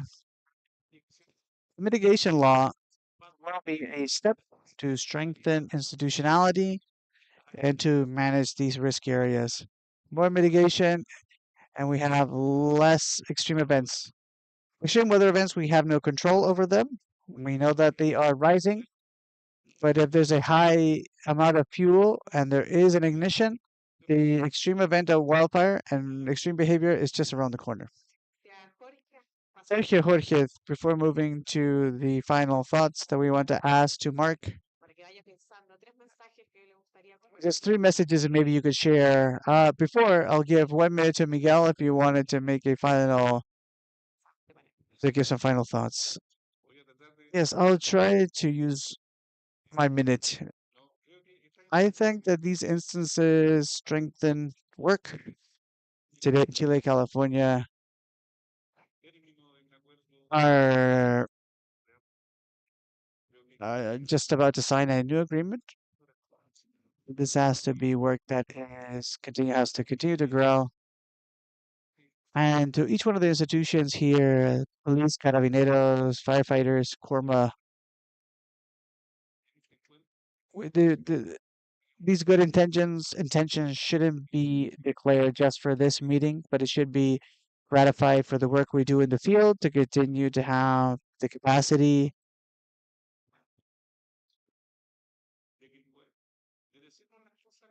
to tell things candidly, face to face, and where we have to improve. Sometimes we think we're doing things well, and then that may be the case. We thank the honesty of institutions, and that will allow us to advance together. Miguel will hand the floor to Mark, so you can give us a bit. Due to all these interventions and the different messages that have been exchanged, what would be three main messages that you would like to share with us? First, I'm so appreciative of having the opportunity to be with you today, and all of the work that you're doing here obviously is in the interest of becoming more prepared and capable. I think it's important to note that we recognize that these climate driven extreme events are not going away. We're going to see more of them as the years go on. And it's something that we need to think about as a society, as a culture, as a capability. It needs to be prioritized, it needs to be collaborative. That's not going to happen through institutional or organizational stovepipes. It has to be something where we are working together at all levels of government and in the whole of community.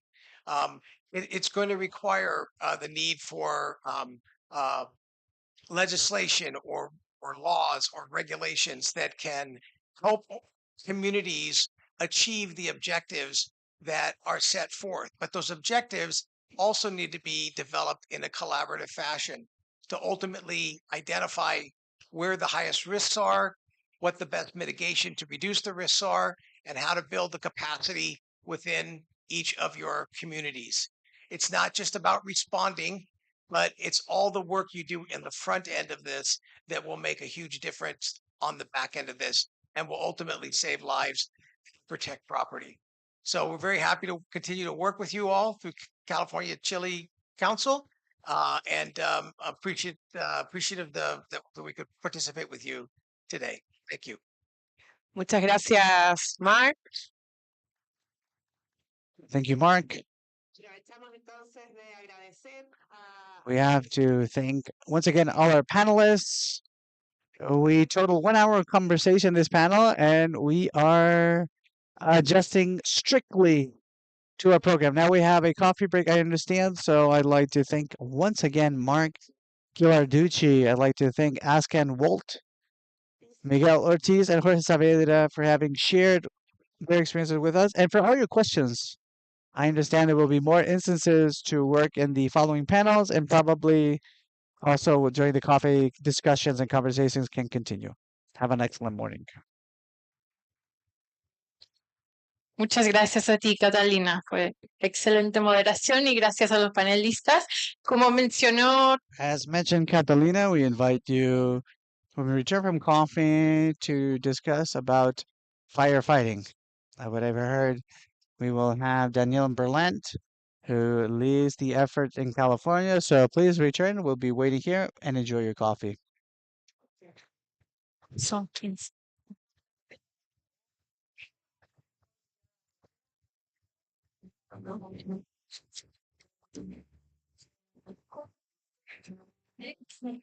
Sí, bueno, ahí sí, no, bueno, cogimos ¿qué pasó? Que es tu tema. Ah, mira, me tenían uno aquí. Sí, tengo de todos, traté de mantenerlo como breve porque se corta. No, porque si no es como, y no me gusta así que me la universidad, fíjate que like, eso no es lo que importa. Así desde el punto de vista gringo, no es lo que importa. Lo evito. Es como, y además hablar de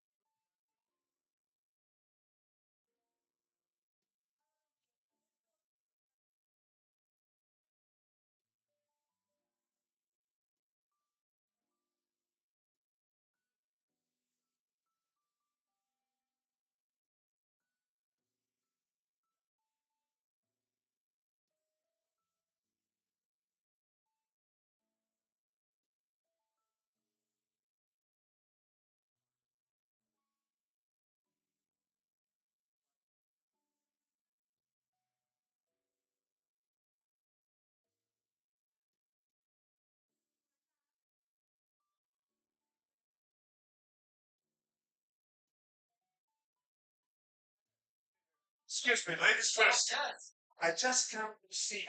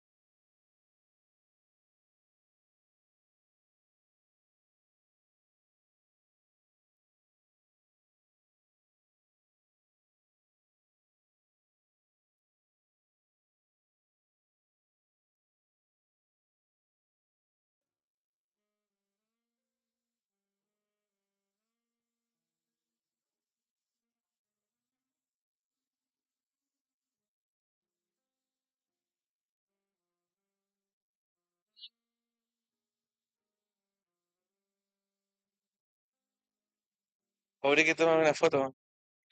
Pobre que.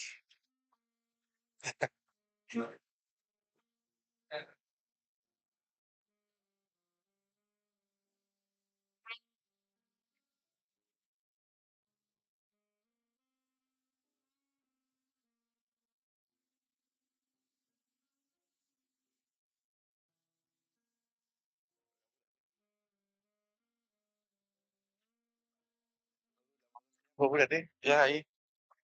Pura.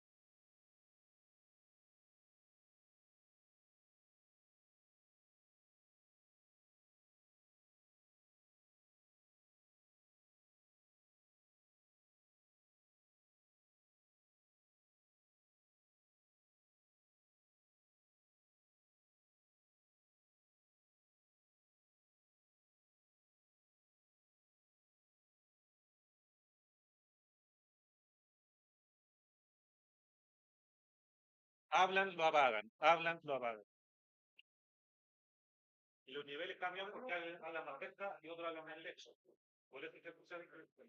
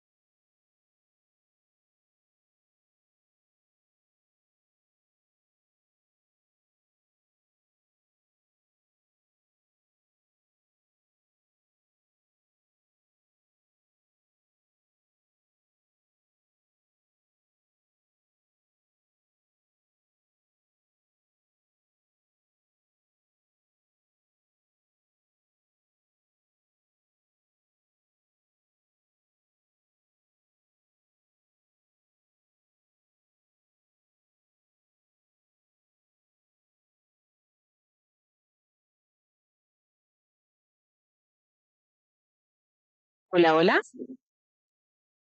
Hola, invitamos a todos a ingresar al salón, por favor, para retomar la agenda.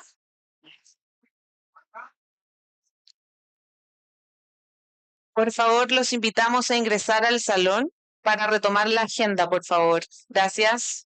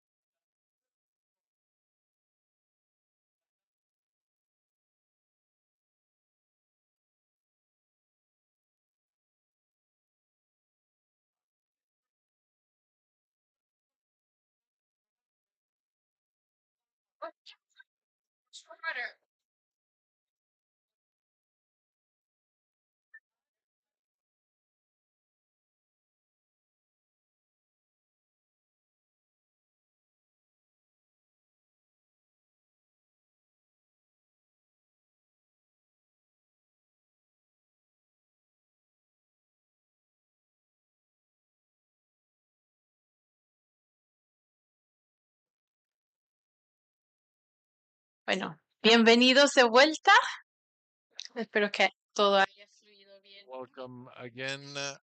I hope to start to continue with the agenda. So let us start with strategies to prepare and the best practices to firefight the forest fires in California, a challenge shared with Chile.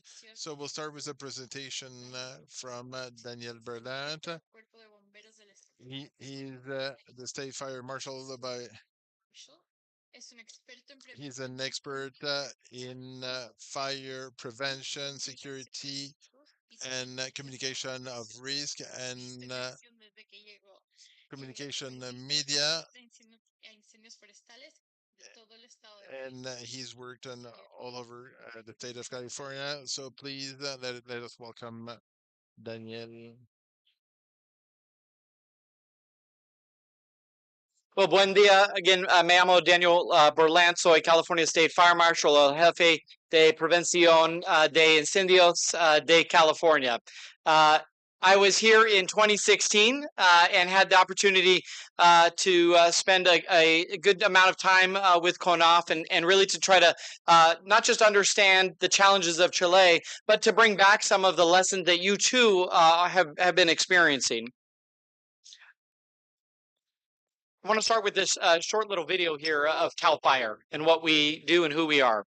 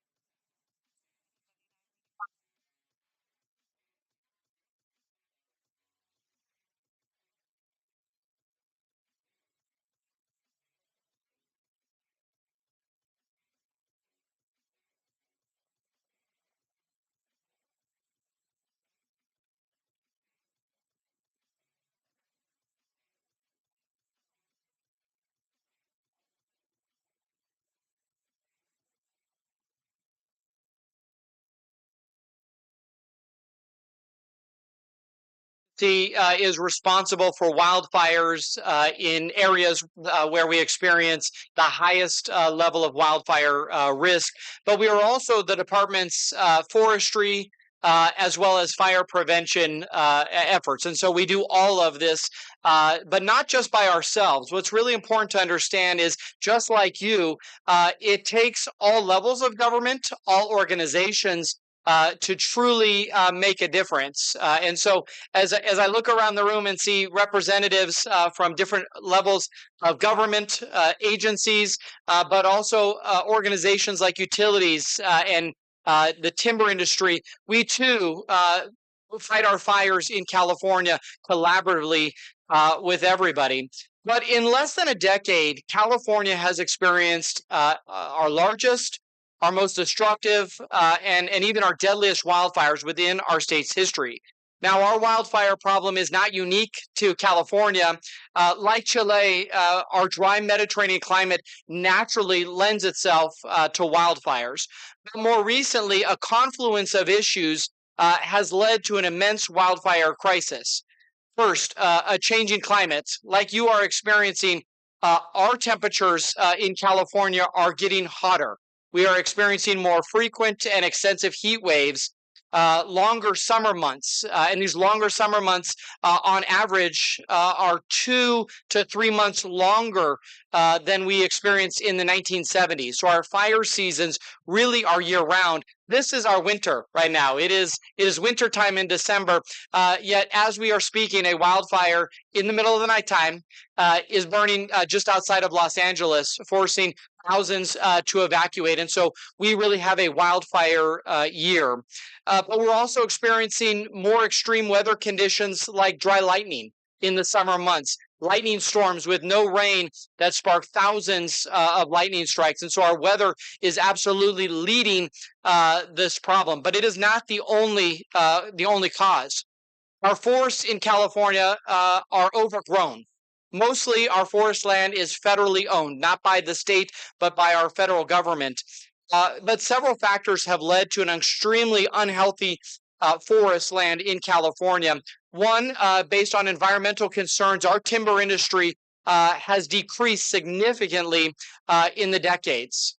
The overcrowding of trees have made them more susceptible to drought conditions and forest pests like bark beetles that have killed our trees. Millions of California's trees are now dead over the last number of years, all creating fuel, adding to the intensity of wildfires.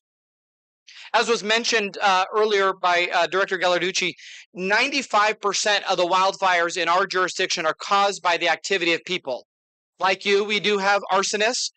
It is not the main problem. Most of our fires are caused accidentally by people using powered equipment outdoors, homeowners burning branches or leaves and debris on their property, and it gets out of control. Driving a vehicle and pulling over in dry grass, and the car ignites the grass on fire. And so people are a leading cause for us. And so even though uh, the climate has changed, making more dry conditions and added to the intensity of fires, it's people in California that are actually starting the fires. Our population has grown as well. Since 2010, between 2010 and 2020, we've seen a significant increase in our population. We've grown by 6% in that decade. That's about 2.4 million more people in the last 10 years. Our population of California is just over or just almost 40 million. And so more people means more housing in areas that were traditionally prone to wildfires. And so we really had to figure out how to adapt that growing population. But our problem is not just one thing. It is all of these things coming together that has created the issue. Since we saw each other last, our fires have become more destructive and larger. You can see this chart shows the top 20 largest wildfires in our state's history, really in the last 100 years. And in fact, nearly half have happened in just the past few years. In the last 10 years, nearly 14 million acres, or roughly, doing some very quick math, 7.5 million hectares or so have burned in California. And so again, we are seeing more large and damaging fires than ever before. Despite this complexity and the challenges that we are facing, we have a roadmap for a strategy. And like you, we as an agency know this is what we need to do. But we have all these other agencies who feel as well that they know what they need to do. And our strategy has been to bring everybody together and to create one strategy, not the government or CAL FIRE saying that this is what we're going to do, but making sure that our local partners, our federal partners, our timber, our utility industries, our nonprofit organizations, our tribal leaders are all making the decision of what is that strategy together so that we as California have one single strategy. And that has been very effective. This collaboration focuses on establishing healthy and resilient forests in and around communities and combating the changes of climate and the persistence of drought. Now, in 2021, we established a task force. Let me go. In the prior years, we established a task force, but in 2021, we all came together, all levels of government, nonprofits, and we created this strategy together. And it set 4 main goals that I'll talk about here in a minute, but specifically laid out 99 key actions that, again, we're all government. They were everybody's part to do, but we agreed that these were the 99 things that we needed to do to make a change in our state. Now, we've made some major investments in our response capabilities. Just at CAL FIRE, we have over 12,000 firefighters. We have over 60 firefighting aircraft that we own or that we contract with. You saw in the video, we're very proud of our CAL FIRE helicopters and our CAL FIRE air tankers. We're not reliant on our federal partners or private industry, though they play an important role in augmenting that work. As Director Gallarducci mentioned earlier, we've invested significantly in technology, in camera systems like you have, in AI technologies. Our fleet alone, we have hundreds of fire engines and hundreds of equipment. Fire departments across the state total over 1,000. So we have a lot of firefighters and we have a lot of capability. But as the director mentioned earlier, we're not going to respond our way out of this crisis. And so while the fire protection has been a very key pivotal role in protecting communities, the basis of why fires are started is part of our strategy, looking at preventing them, mitigating them, and preparing communities. So our wildfire resilience strategy is focused on 3 core areas. First, at the home. We require homes that are built in wildfire-prone areas to be built to a standard that is higher than the rest of California. It makes them more defendable, more resistant to embers and flames from wildfires. We require the clearing of a defensible space of about 50 meters around a home of any dead or dying vegetation. We look at community hardening, planning new neighborhoods so they have multiple roadway access to evacuate, but also for fire equipment to get in. We build fuel breaks or putting green belts around these communities. We look to clear the vegetation around the roadway so that as people evacuate, they can safely do so without the fire burning right up to the road as they work to evacuate. But third, forest health. Restoring at landscape level our ecosystem, removing the overcrowdedness of our forest, using beneficial fire intentionally to return fire to the ground to aid in the restoration of our forests. And so we call that prescribed fire in California, and that has been a major focus, and I'll talk a little bit about that just in a moment. But what's really important to note is that we can't just do one thing. We can't just invest in fire equipment. We can't just invest in forest restoration. We can't just invest in community preparedness. Our strategy says we have to do all of these things together. I'm going to zoom in here to just the community. So not looking at the forest and the fire protection, but to achieve community resiliency, we also believe it's a systems approach. All of these things that are on here have to work together in order for us to prepare a community. Now, some of these items are the responsibility of the government. When we build new homes, we ensure that they're built to the standard. Our planning organizations, as they plan these neighborhoods, ensure that, again, there's the roadway access, there's green belts, golf courses, or other fuel breaks around the communities. Our utility companies play a pivotal role in ensuring that their infrastructure is safe around communities. Similar to some of your experiences, in the last 10 years, our electrical utility companies have started a significant amount of our fires. And they have worked hard to own up to investing more money in their infrastructure, in their efforts as well. And so they are a partner in this and have actually done some very good work in the last couple of years. But again, to achieve community resiliency, in our view, it has to be a broad agreement that we all agree that these are important. If some of you say, well, we're only going to do these 2 things, and the other 2 things are these other people's responsibility. The timber industry does this, utilities, they have to do this, CONAF does that. You will not achieve resiliency. You have to agree, and that has been very hard for us to agree with our partners that this is the way it has to be. But that has been a recent success. For decades, we have required homes in wildfire-prone areas to remove the dead or dying vegetation around a home. You can see in this picture, they still have grass, they still have plants, but we require in these wildfire-prone areas, anything that's dead or dying be removed, that trees be spaced so that if one catches on fire, it does not as easily spread to the other.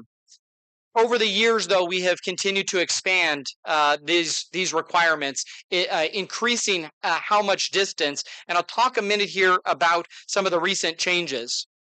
There's been a lot of science and research into these requirements because one of the things we have been experiencing in our wildfires is you can see there are embers, millions of embers. This fire is a mile away right now.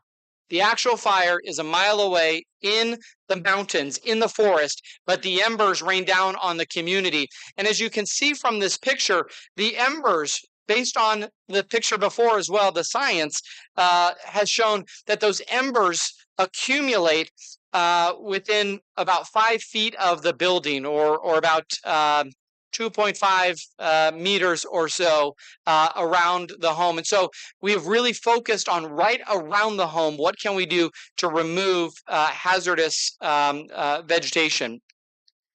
These are some of the items that we require as part of what we believe is a resilient home. Since 2008, as I mentioned, we've had some of the most stringent building codes in the world. We developed this code, but it now is available internationally.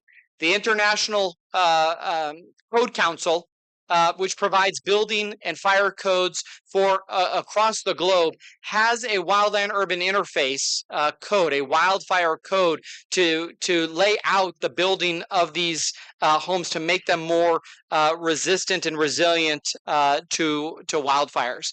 But as I mentioned, we've really zoned in on that first area right around the home, that first about 1.5 meters. We are working to remove all vegetation. So people who had plants right up against their homes, we want them removed. Instead of having bark or other vegetation, we want it pulled back. And you can see in this picture using rock and other hardened materials like cement or concrete right around the home, but still having plants outside of that area, just not right up against it. This short video, I think. Yeah, here's some of the research that was done in the United States. You can see the half of the home on the right was built to our building standard. The half on the left was not. The half on the right doesn't have vegetation right up against it. The house on the left had bark right next to it. You can see the result. Half of the building caught on fire, the other half did not. And so this demonstrates, science demonstrates that this code works. Here's just another picture of our efforts. But one of our challenges, and probably a similar challenge to you, is 90% of the homes in wildfire-prone areas were built before this standard came about.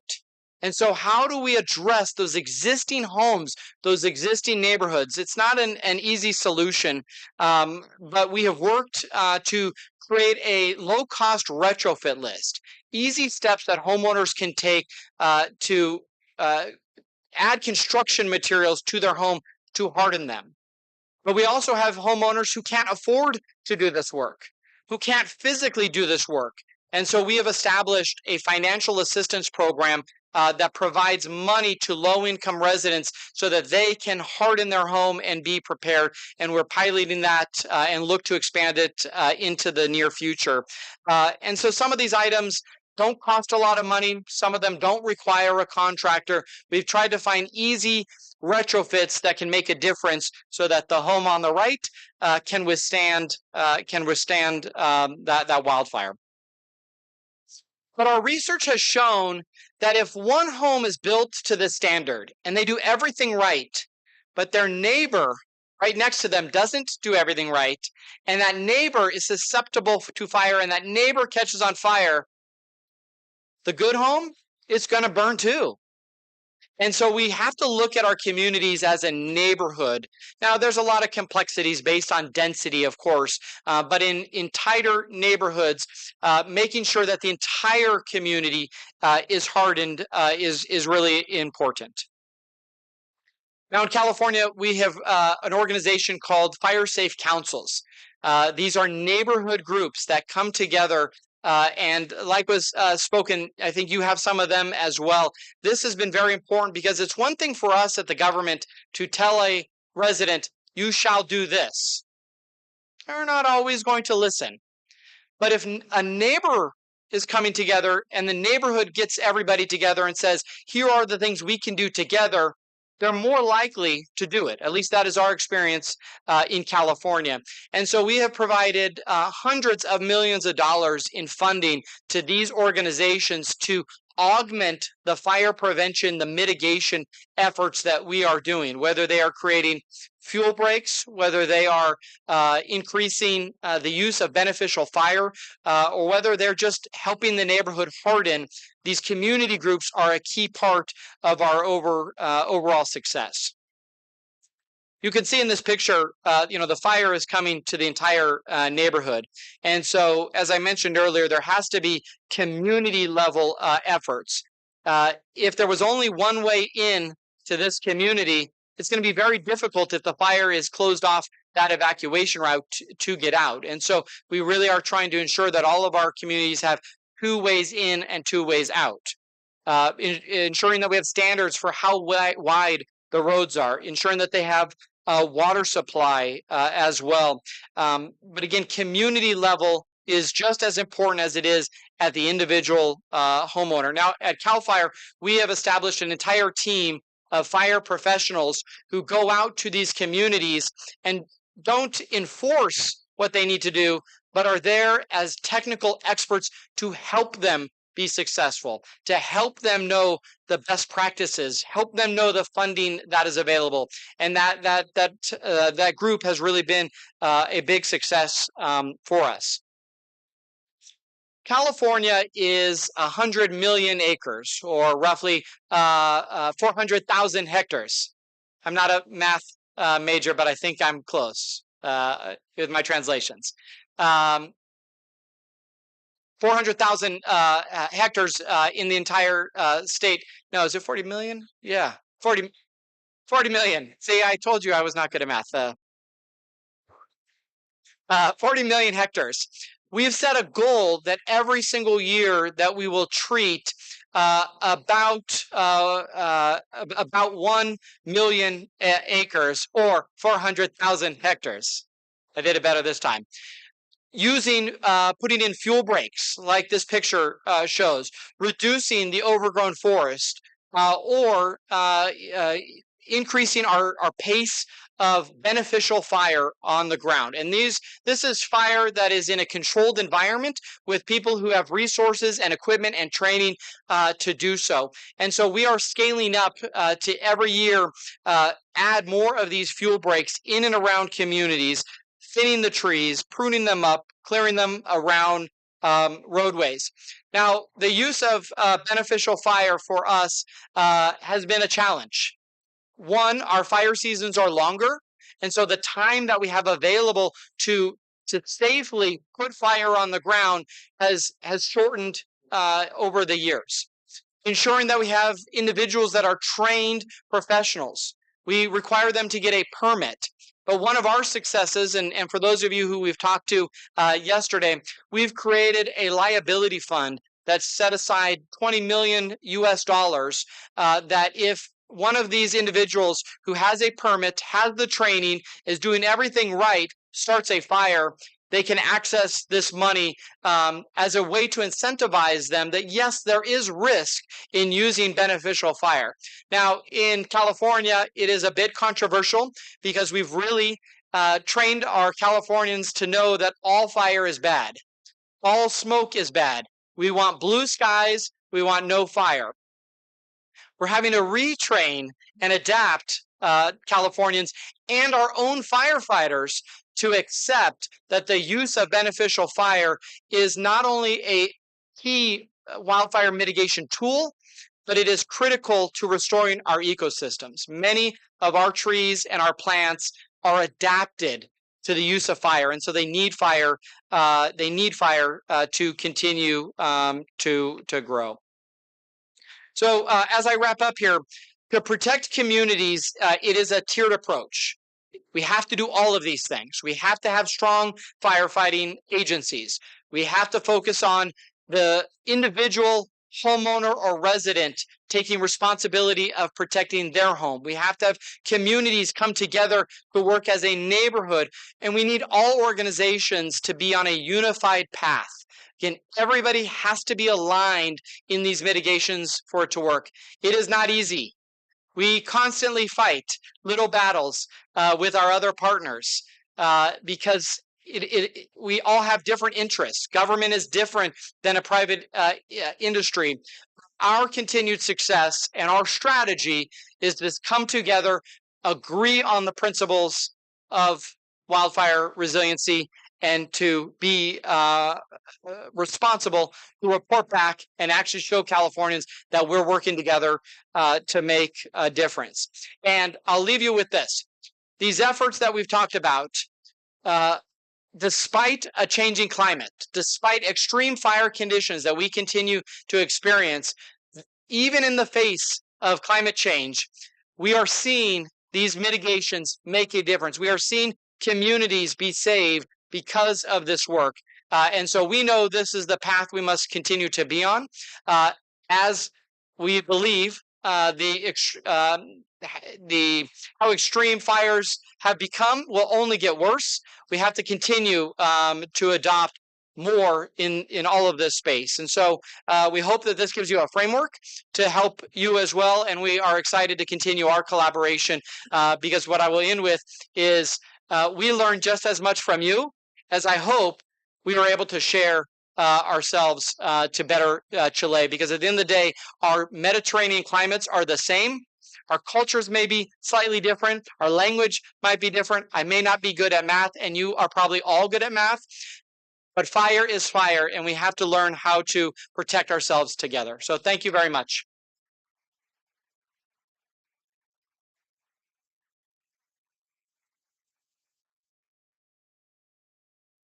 Muchísimas Thank you, Daniel.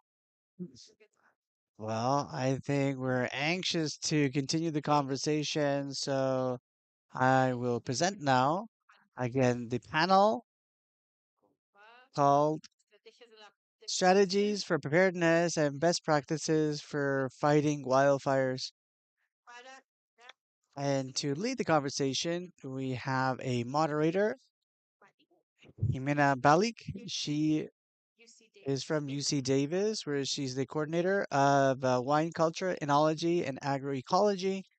She has more than 20 years experience in the wine industry focused on adaptation to climate change and the prevention to wildfires. Very important to lead this conversation. And in the panel, again, we will invite Chief Berlant to participate in this conversation, and also Rodriguez Fernandez Jorquera. He is the chief of the Department of Fire Welfare Control at CONAF.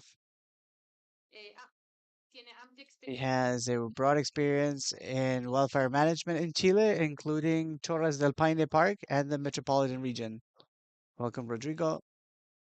And also, we will invite Ramon Figueroa. He comes in representation of the Corma.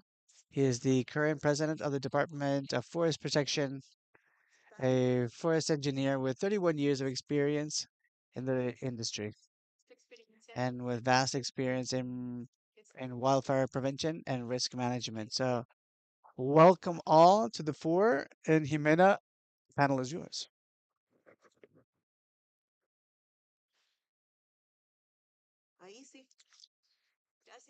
Well, thank you and good morning to everyone. Thank you for the invitation and presentation, Daniela. For me, I'd like to thank the opportunity to moderate this panel and to facilitate the exchange of knowledge on wildfire management, which is a challenge, as you said, shared between Chile and California.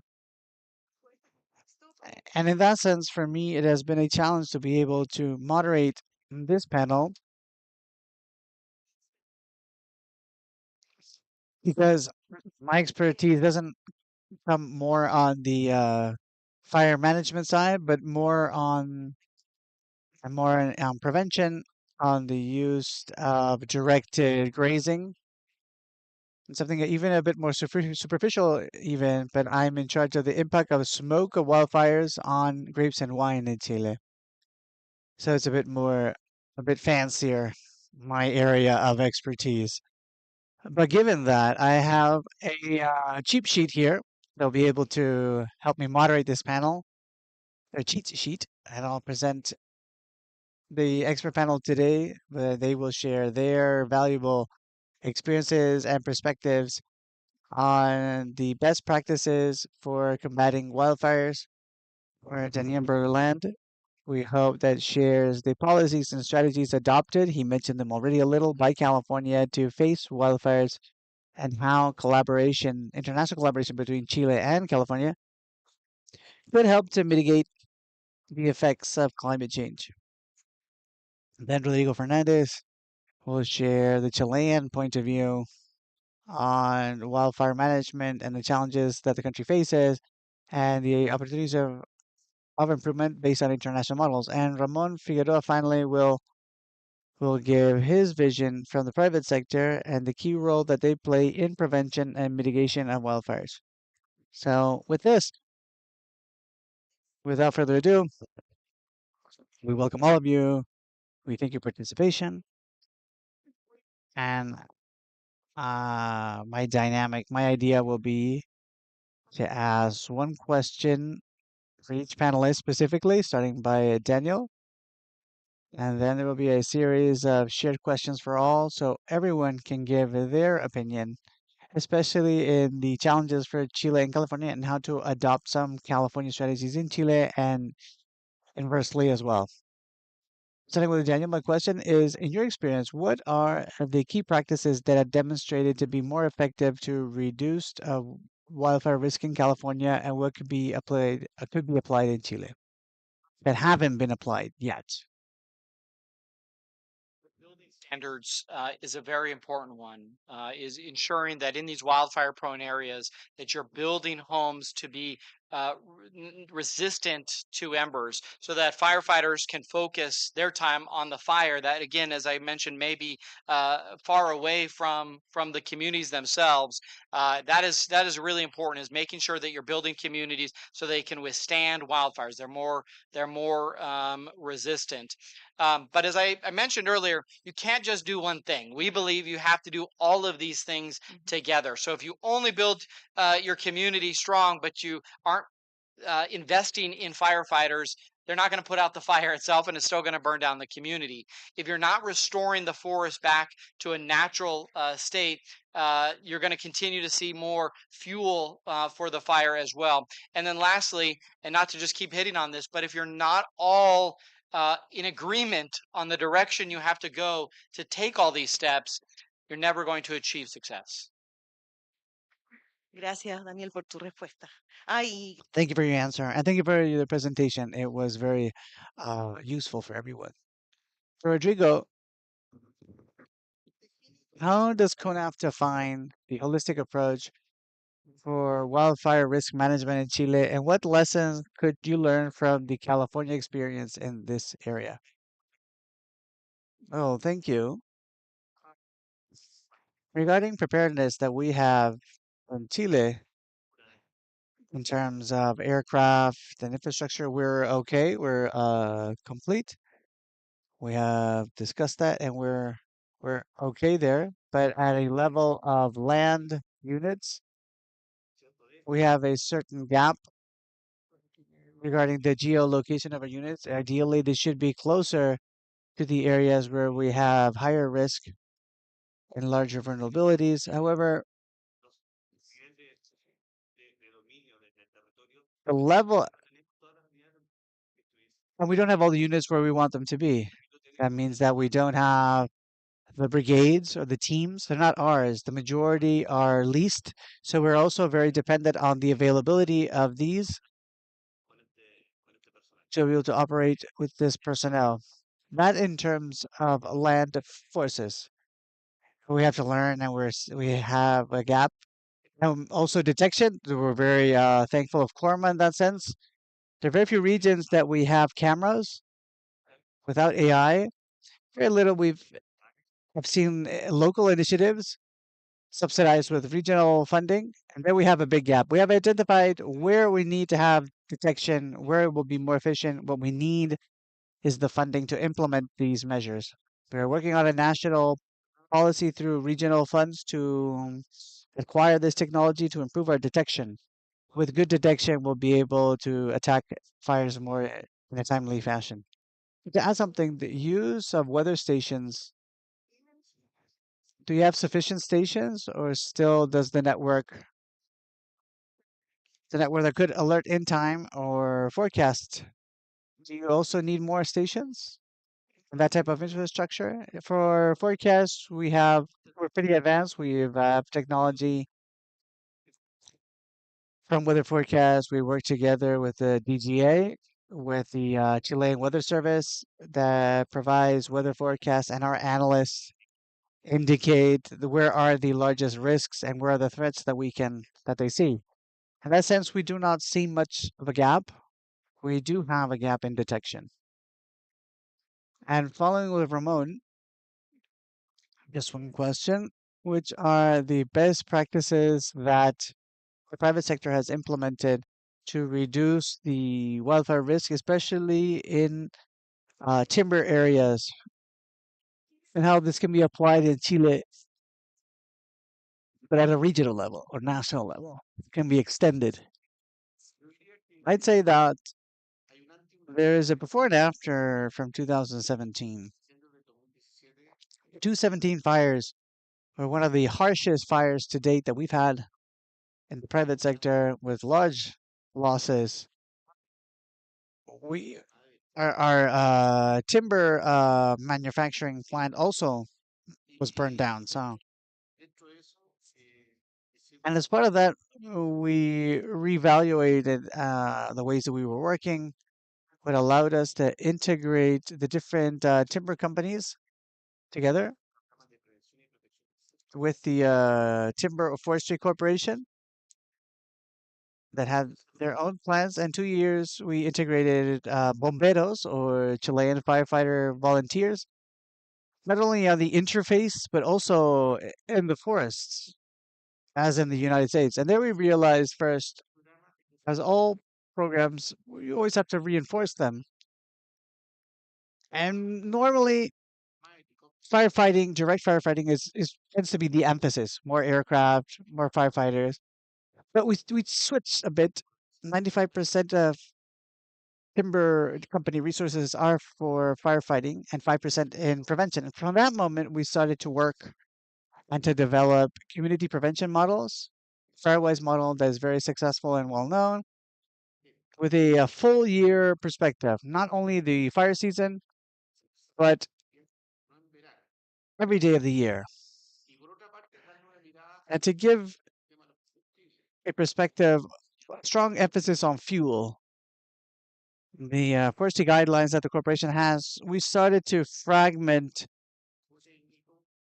the area, to use technical fires, to change our management plans, to have less density in trees. Our areas have a certain structure, right? It has roads, it's more organized, which is different than natural forest lands. Another issue is the coordination, integration really between the public and private sector. The fact that today we have handed the cameras to CONAF, there is no transactional nature in this, or to say that you give me something and I'll ask you for something. It's because today the perspective that we have between different stakeholders, CONAF, CORMA, and firefighters and bomberos, Senapred too, that this fight involves everyone, and we should work in coordination, everyone with their own roles. And the incident command center, that is part of the law, will close an issue that seeks to how to use resources more efficiently. Uh, this makes no sense to just to put more and more resources from everywhere, more helicopters, more brigades. Resources can be used better, the ones we have. Today, the big challenge that we have, and we didn't have it before 2017, was that with the same detection and fire alert systems, we were successful till 2017. But we realize now, with programs that are 2 or 3 times larger, we're not that successful because something changed. And that's the issue with fuels. And we cannot say that, well, we have to eliminate trees. Trees aren't to blame. Problem are us Chileans. We cause the fires. We don't have dry electrical fires, or electrical storms. So density is an issue. We've seen vineyards burned down, other agricultural land. So the issue is community prevention, not for it to come from Santiago, but to come from the communities with a strong mayor in rural and semi-rural areas through a growing use of vegetation to have a correct use of technical fire beyond what we're doing. I still believe we're a bit shy in this area. Technical fire is the only instrument that resets fuel. The other mechanisms do not reset fuels. And also to work very strongly with Chile's volunteer firefighters. They are in our communities and they put out a lot of fires that do not appear in statistics, either in CONAF or CORMA. Thank you. Now we'll start with the general questions for the group. And I'll start by this one, which is what would you say are the three main or key pillars of an efficient system for fire wildfire management, both in prevention and response, and that Chile could adopt from California? I keep saying the same thing over and over. It has to be community based, it has to be ecosystem, and it has to be fire suppression. You cannot just do one of those things, and it has to be all of them together. Tanto para la prevención como para Both for prevention For for fire prevention, it really starts with the community. It's really about residents understanding the risks and then taking the correct steps to prevent them. One of our leading causes are individuals who cut down the branches of the trees around their home to reduce the vegetation. They set the pile on fire, which is allowed, but the pile is too big, or there's no water, or they let it get out of control. And so we really have to do more in California to focus on making sure that our communities are taking responsibility for themselves. There was the discussion earlier about evacuations and knowing where to go. There's a certain level of responsibility a community has to take in their own preparedness, but then also in their own efforts when a fire breaks out. Now, we worked hard in investing technologies so that on your phone, not just are you getting the notification, we've talked that is a similar piece, but we provide real time data of the fire perimeter, of cameras accessible to the general public, the weather that overlays, all at the reach of the phone, so that a resident doesn't have to be told by the government to evacuate. They can make their own decisions to start preparing. They can make their own decisions of what is the best route to get out, because as was discussed earlier, based on a wildfire, it's hard to pre-plan your evacuation routes. But community responsibility is critical. But for all of you, it's important to inform them and say the same thing. If we're saying different types of preparedness messages, it starts to become confusing. There has to be a unified message and direction to the or standard to residents. lo mismo. Bien, gracias. Sí, Yes, we have discussed that in our meetings, and communities are key. Unfortunately, we have a cultural issue in Chile that, although it was mentioned before, the fire breaks of illegal settlements, housing, we can build a fire break, and we're expecting very quickly to have an illegal settlement. That's how we work with. And there's an educational component also in prevention from early age to understand concepts, to understand risk. It was said in the previous panel, houses were restored in the same places where they were burned down. And in surrounding areas, there are no mitigation actions. And those are people that had their houses burnt down less than a year ago. That's a difficult thing to address. From what mentioned, joint work is the tool that we have to start to implement. We signed the protocol for unified command center that gives us more strength, more muscle through the law that was signed last week. And that way we can strengthen this endeavor. We also work very closely with the armed forces. There's a big gap that we can also improve there. We have a large amount of forces that we can join to the great work that it's done in our country to organize ourselves better, to work more efficiently with Korma, with firefighters. Something that we have to review is the work of volunteers who are not firefighters. We have volunteers that go to help the first responders, taking water or providing support. But we have an issue that have to do with volunteers that go by their own volition to fight fires without any knowledge. There are some entities that have organized themselves very well, and even have insurance. But there's people that go and fight fires, and we don't know where they are and who they are, and we've had serious accidents due to that.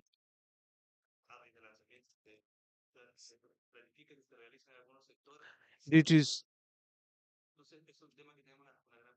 and that's also a big gap that we have to close.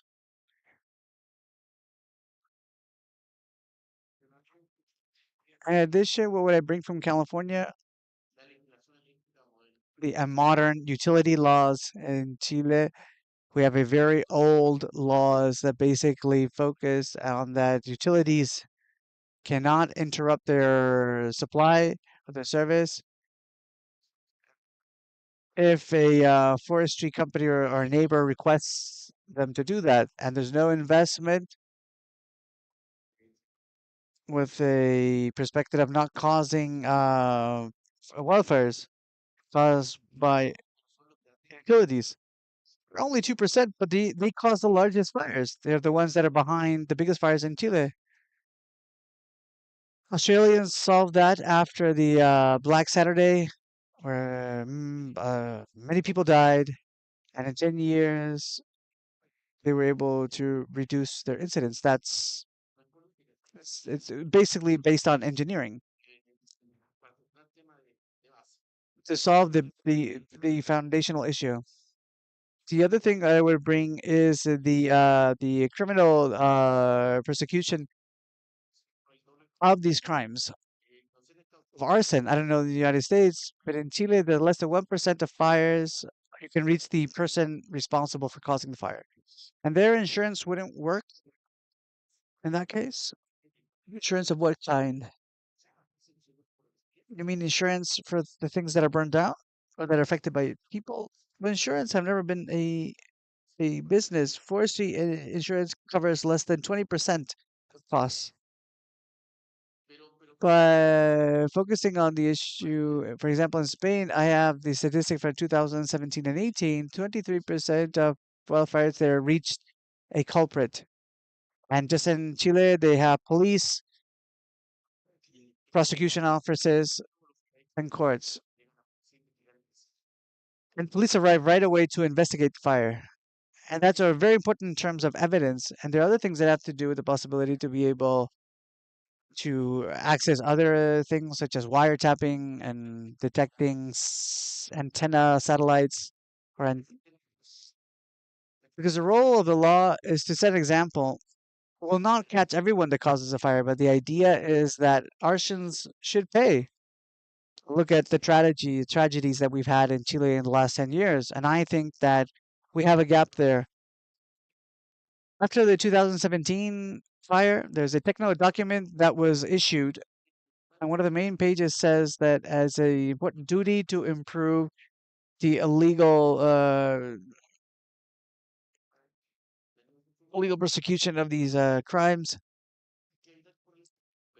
It's not the common cause of a wildfire, but it can help to have this issue under control. We can have 6,000, 7,000 hectares every season.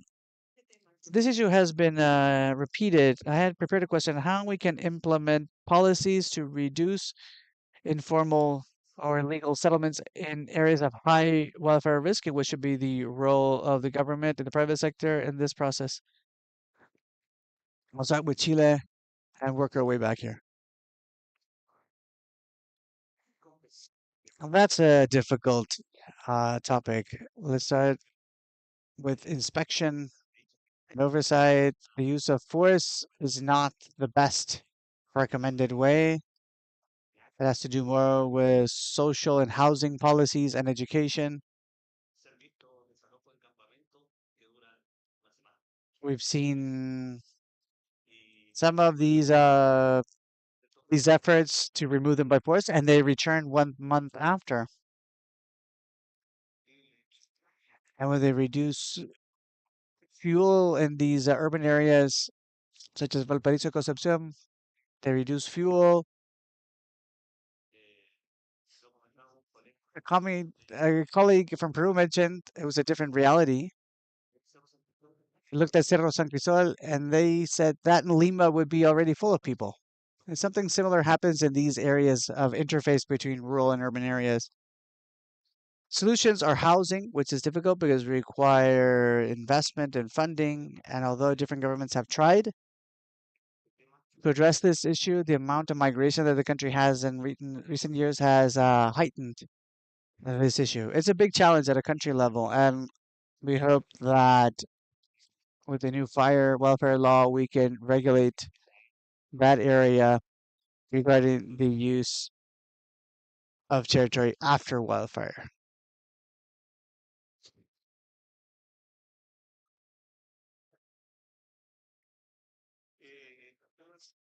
The issue of settlements is difficult. The private sector, we are victims of settlements. We've had 1,000 hectares of illegal settlements in a year. The problem to evict people is hard. And it's understood these are people that do not have where to go. The problem with settlements is not only the illegal nature in them. In Chile, we have disinformation, or we have problems in housing distribution. In Chile, towns have 208 hectares, and houses in rural areas are more than 300,000 hectares. In the field, there aren't the roads. Electrical lines are more vulnerable. They're more sparsed out. Many times there are no firefighters around. We don't have good detection probably unless there is a tower or a camera in a nearby area. And then we have an important gap because the fires that start in the field, if they're not put out quickly, they they end in very large catastrophic wildfires that can reach more urban areas. And these field constructions don't many times do not have municipal permits. They're built just as you build any type of shack. There is no territory organization. There is no fire hydrant. There's nothing anywhere in these informal housings and houses in the middle of the fields. Many times the fire could start at the home or could start elsewhere. So 300,000 hectares of people that will live permanently or temporarily, vehicles also that travel in these areas that also start fires, and people that don't have the custom in managing fire is even worse. And there we have a bit of a time bomb there. And it's not only second homes or people that want homes for going on the summer. There's people that lived in the fields all their lives and their family grow and create these new urban areas in the middle of the fields. Then we have a very serious issue in addition to illegal settlements that were mentioned before. That is another issue that is serious. Challenged with homelessness and unhoused. This could be a seminar all in itself on this topic because it is not an easy one to tackle. Now, in California, a majority of our homeless population is in urbanized areas, so we don't have the same situation of our homeless building major encampments in the wildland areas. Though we do have homeless, in wildfire prone areas, but the issues tend to be not about the encampments that they build, but the fires that they start for cooking and for warming. And we've had pretty good success for us to go out and provide them education. Obviously, they have to eat. But if there are things that we can tell them, don't cook inside your tent, cook outside. clear the vegetation around it, some basic education. We've had successes. Now, again, in California, for us to tackle this challenge has been really focused on providing wraparound health services, whether that be mental health, drug addiction, which for us is really kind of the two key factors that lead to homelessness. And so, really, out of that pandemic, has become this renewed focus of our government in providing those services to our unhoused, but also in transitional housing, getting them off the streets into shelters, but then moving them from shelters into homes that the government subsidizes into their own homes that they rent or into their own they own. Again, that's not a responsibility of Cal Fire, and so we don't again have the same building challenges that you have, but it is one that probably none of you want to touch, but it has to be tackled because again, it's more than just ensuring that your own people have the dignity of places to live, but are also not putting the rest of the community or themselves at risk. Bueno, y desde ahí sí, ¿verdad? Bueno, desde And this is from my own optics of my own professional vision. From your own perspective, what do you think should be the main focus for investigation R&D for the fires in Chile? What information or data has not been defined and are necessary for a better prevention, mitigation, and control of the fires in the Chilean context? And maybe also Daniel can talk about the experience in California. How did you start the R&D to strengthen the whole system of prevention and control? And how key actors or stakeholders you work in this? Thank you. Technologies to you as well. But intelligence gathering has been a big one for us, but more real time. We have aircraft that can fly over a fire at any time and provide real time data uh, to our incident commanders, but we're working to make that available to the public, back to allowing them to make decisions on their own preparedness and evacuations. But investing in technologies to create efficiencies. There are a lot of companies that have products that take time for us to determine, is this really the next best thing? Unfortunately, like anything, the innovation has outpaced our ability to fund this work, but the private sector has really been working to bring tools, but not all tools are good. And so it's upon kind of all of us to figure out what is the right place to put our investments. We're looking at satellite technology to help us have instantaneous detection of a fire, but then have it be integrated into our dispatching of resources, but then making it available for the public so they too can see exactly where fires are and be able to access all of that information. Technology continues, to grow. For us, night flying, is a technology that's been around for decades, but we've only recently instituted it into our firefighting operations. We rely heavily now on night flying capabilities. We replaced all of our helicopters in order for us to have the safety we believe we needed in the aircraft to do so. We provided training to our pilots, and really in the last couple of years, but this year in particular, we've relied heavily on the technology provided to allow us to fly our helicopters at night, and it has made a tremendous difference. And I look at night flying, and that is not the most technological, milestone of our world in the last year. But for us to incorporate these technologies that are around in other sectors, particularly the military, and embed them into firefighting operations, but not just at the agency level, but for all firefighters and for the communities to be able to access and to use these technologies and to be on the same base. One of the things we have found is if we invest in a technology and we think it's great, but you have not, we create this inconsistency. And so, in order for us to be coordinated in our effort, all of those technological resources have to be made available to everybody, all of our firefighters. And that's a challenge because I'm only going to fund our firefighters. You're only going to fund your firefighters. The bomberos, you're only going to fund your firefighters. But we have to figure out how to bring this money and this technology to everybody.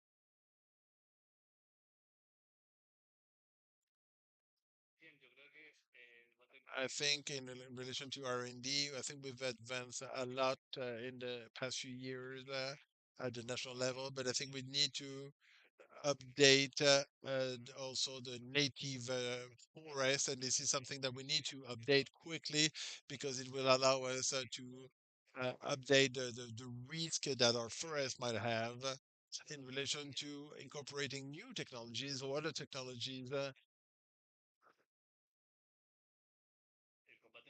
The night fight has been some a topic also for us. This year we can have a few observation plane that can allow us to have observation at least and to support the team who were firefighting at night. And I think that I mean the gap is pretty big. We've seen very little satellite. I think that the technology, the Earth and the cameras is more efficient than the satellite observation, and like I mentioned before, is a big gap still that we need to work on. We need to identify also the actual state of the forest that will allow us to look at more possible need of alerts and the risk that are potential risks that we have. And this might be the incorporation of more investigation and also sharing more information. This is something that we're still missing a lot. Ramon mentioned it, the firefighter, 30,000 registries of fires, and we don't have this information in details. The access to cameras from both CONAF and us, we shared those pictures, but we're not sharing with the rest. So maybe sharing more also, and the platform that we have for registry of the fires, something that we want to share also with the firefighters. And we need to update this for all those registry of all the fires and the state of the resources and equipment that we have also. I would say that the technology it's a help that allows to do things a better way. Sadly, the focus on technology has been for firefighting, which is of course very important, very essential. But I'm missing that the same force should be used for prevention. The same strength should be used because firefighting is not the solution. What we do is to minimize the damage and the loss of life. But we're using with data mining nowadays and AI for many other areas. But all of these focus on when the fire starts on and not on the previous stage that has to do with having a good map of the vegetation, of having a zone of protection and and to, how to prepare for the fight. And we're talking about managing vegetation, cleaning the forest, and to be more resilient forest, but this is like a chess board because we will continue having fires. We can diminish the intensity and the opportunity of happening, but if we really want an opportunity to fight, we need to diminish it so we don't have simultaneous fires and also work with the fuel to have a lower intensity fire. That's the only way we can properly fight. But we're putting all the coins from the casino on the the fighting of the firefighting, but not on the prevention. I think we need to have a transversal data sharing. Also, whoever needs it should be available. And we've had bad that time where we work as a cluster and we were not able to achieve anything and just burning. That's it. Gracias. Thank you. Si hay So I don't know if we have time for. We don't. quieren hacer So if preguntas, you want to make questions to the panel, we'll have a break or something at the end. No break. final de la At the end of the day, you can approach them and ask them. But thank you all for your time and thank you for the panelists. And a big round of applause for them for the great work that they are doing. Muchísimas gracias. Thank you very much, Jimena, Chile, que también nos han apoyado and mucho and everyone who has supported us on many different aspects of this effort of creating this space of dialogue. And I would like also to recognize and thank the presence of Bomberos de Chile in this meeting and also Carabineros de Chile. It's clear and what they mentioned, all the experts have mentioned, this is something that we do together and in collaboration. Well, thank you for your presence. And with this, we're going to the last part, session number 3, prevention of forest fires. So we have the pleasure of counting with a presentation, a shared presentation between Helen Lopez. She's the sub director of tribal affairs in CalFire, and I understand it's a pretty new role in the institution, recognizing the importance. She has 30 years of experience in the public service in collaboration with tribal affairs. Welcome, Helen. Okay, and then Nathan va a partir. And then we'll have Nathan. He's the subdirector of active cooperative protection, and he has many years of experience, and he has since role from leadership in firefighting and investigation of arson and fires. So we'll have Nathan and then Helen, and welcome both of you.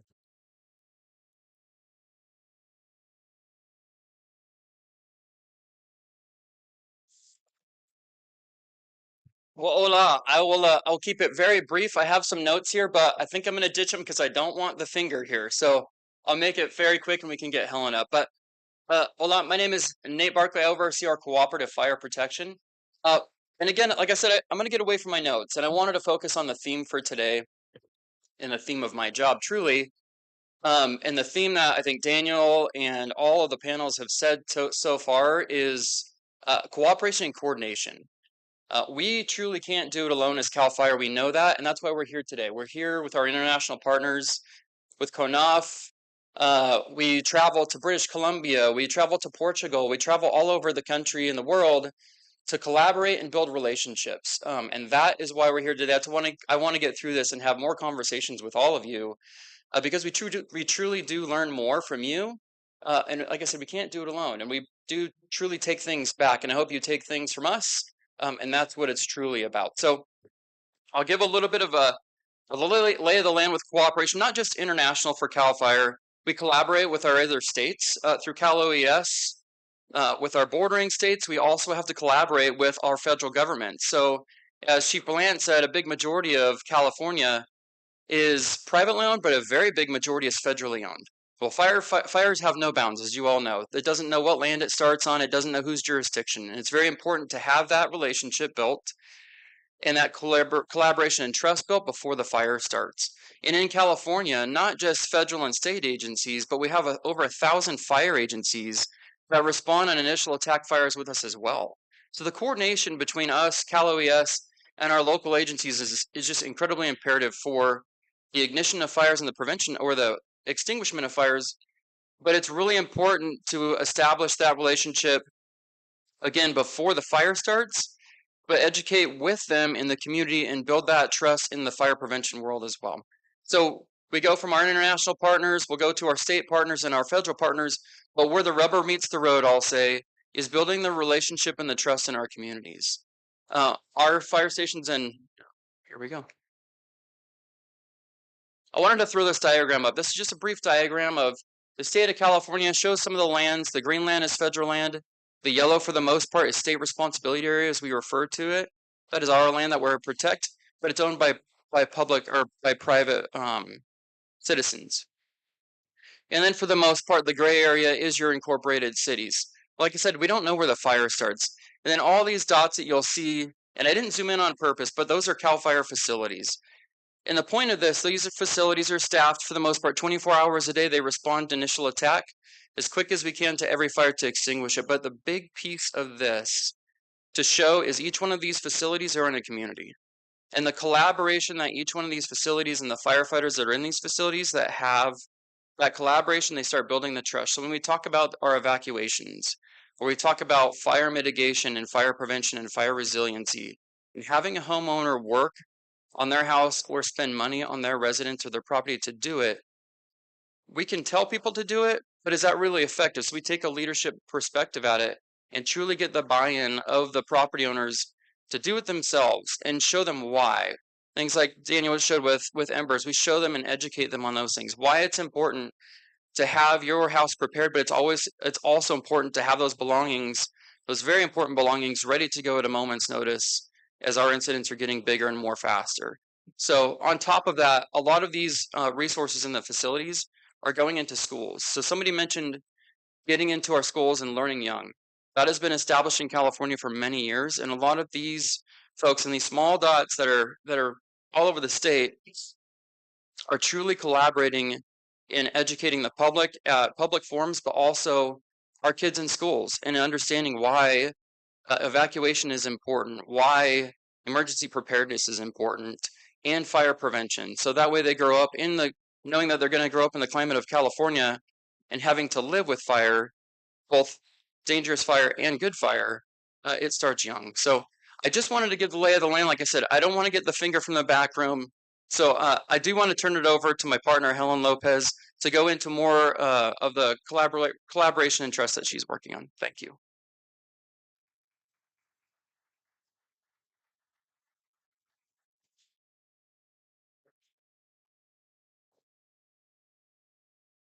Buenos días a todos, damas y caballeros. Good morning to everyone. First, I'd like to say that it is a pleasure of again to be here in this wonderful country with you. Helen Lopez, Deputy Director of Tribal Affairs at the California Department of Forestry and Fire Protection, for short, CAL FIRE. I've been there for 9 months. However, prior to CAL FIRE, I worked at the California Governor's Office of Emergency Services under Mark Ghilarducci's leadership, where I led the International Affairs Office and the Office of Tribal Coordination. I have had the pleasure of working with Chile since 2011, when Chile California Council and the U.S. Embassy reached out to California to begin collaborations with Chile on emergency management. This was right after Chile had the devastating 8.8 earthquake, followed by a tsunami in 2010, causing fatalities and damages to infrastructure. At that time, in 2011, a joint declaration on emergency management was signed, and later in 2016, both CAL FIRE and Cal OES signed 2 memorandums of understanding with CONAF and ONEMI, now CENAPRED, on wildfire response and emergency management. Since then, we have collaborated on many efforts and initiatives, including delegation visits. Many delegation visits took place between Chile going to California and us coming here, where we have mutually shared best practices on planning, preparedness, disaster response, wildfire response, and recovery efforts. We have welcomed the Chilean government officials, where they met with Director Ghilarducci and CAL FIRE Director Pimlott for a briefing on how California responds to disasters in a unified, coordinated manner. We have also provided training on crisis communication here in Chile, where over 40 public information officers were trained. All of these efforts could have not been possible if it wasn't for the Chile California Council. They have been instrumental in fostering and strengthening these relationships through their unwavering support. So I want to commend the Chile California Council and applaud them, because this would not be possible without them.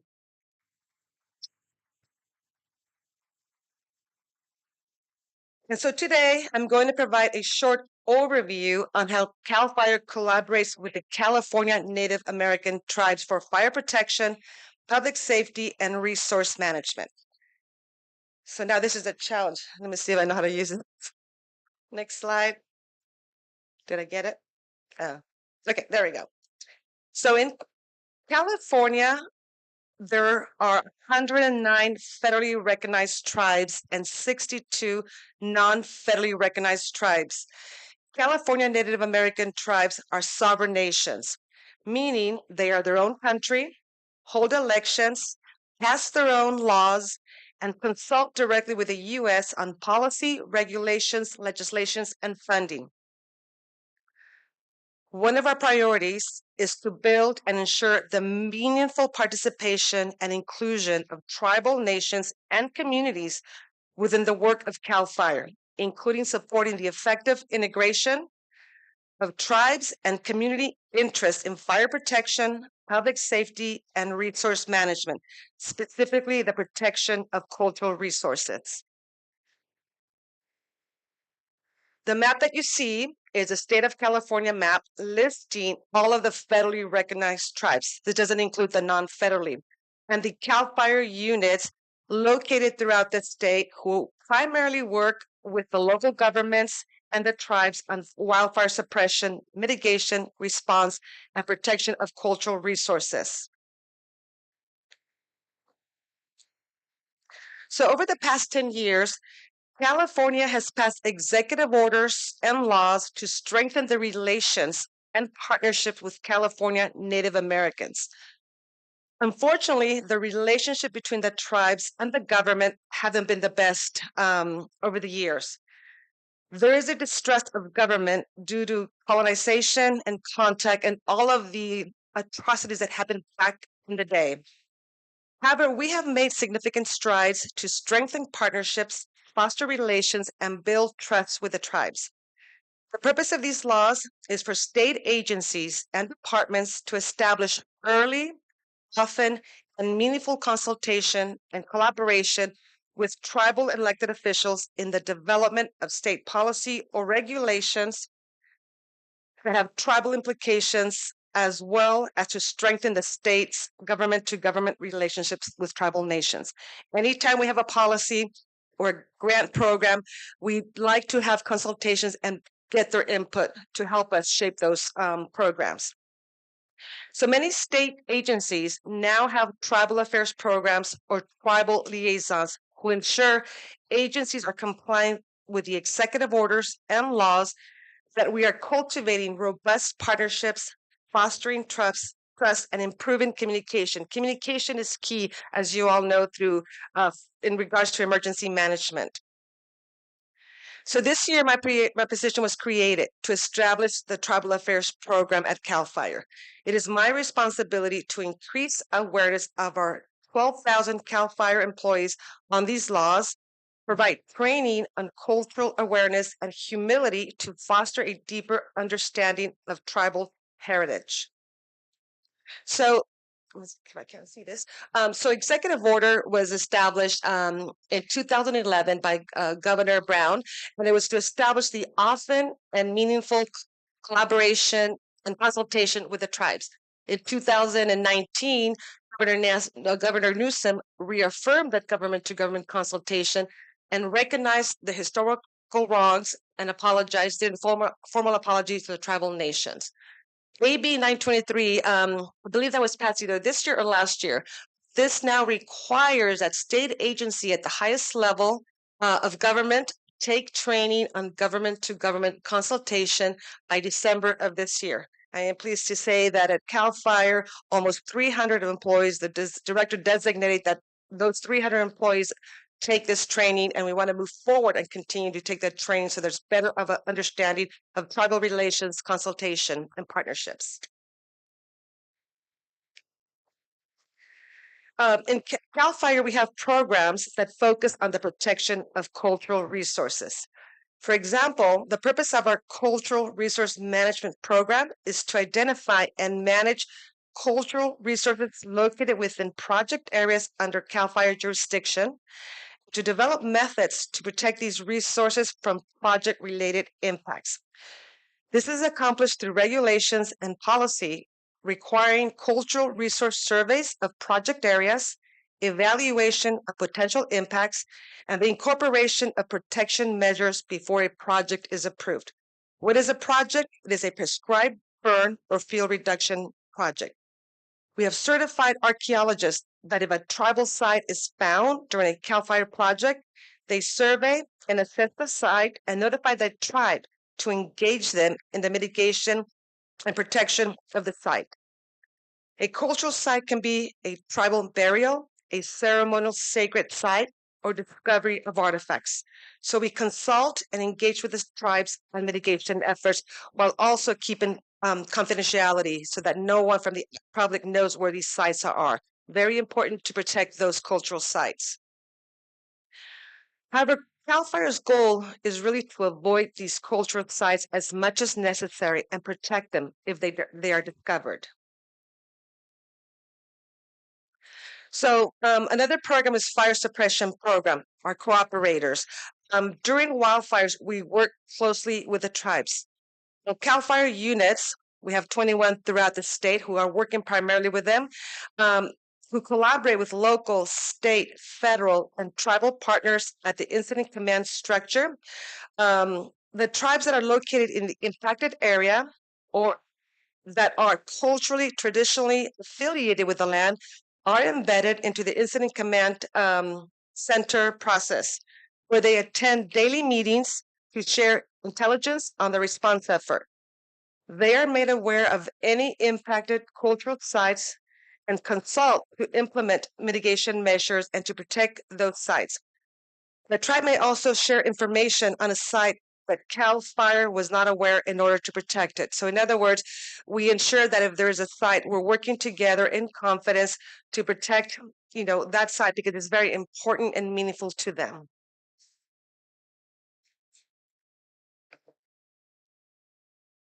So Daniel already talked about the strategy on the Wild Tribal Resilience Task Force. It's a large-scale strategy that includes many goals, but there's also one goal for tribal related. So we also support the California Native American tribes and tribally led organizations by providing grant funding to manage ancestral lands, implement and promote traditional ecological knowledge in wildfire resilience, and establish wildfire safety for tribal communities. So as I mentioned, Chief Furlan already mentioned this. California has developed a wildfire and forest resilience strategy by using beneficial fire, including prescribed fire and cultural burning, to improve forest health and protect California's ecosystems. How did this funding come about? In 2021, the California Wildfire and Forest Resilience Task Force was created to directly confront the near perfect storm of climatic and human-caused conditions that have brought the threat of devastating wildfires and their reaching effects to the doorsteps of nearly everyone in our state and beyond. The task force is a collaborative effort to align the activities of federal, state, local, public, private, and tribal organizations to support programs and projects tailored to the priorities and risks of each region and bring the best available science to forest management and community protection efforts. The state invested $1.5 billion in wildfire resilience, including significant support for prescribed fire and cultural burning. Of that amount, tribes were awarded $25 million on a competitive basis for projects such as cultural or prescribed burn, forest thinning and restoration, planting native vegetation, increased access to culturally significant species, and workforce training in traditional ecological knowledge.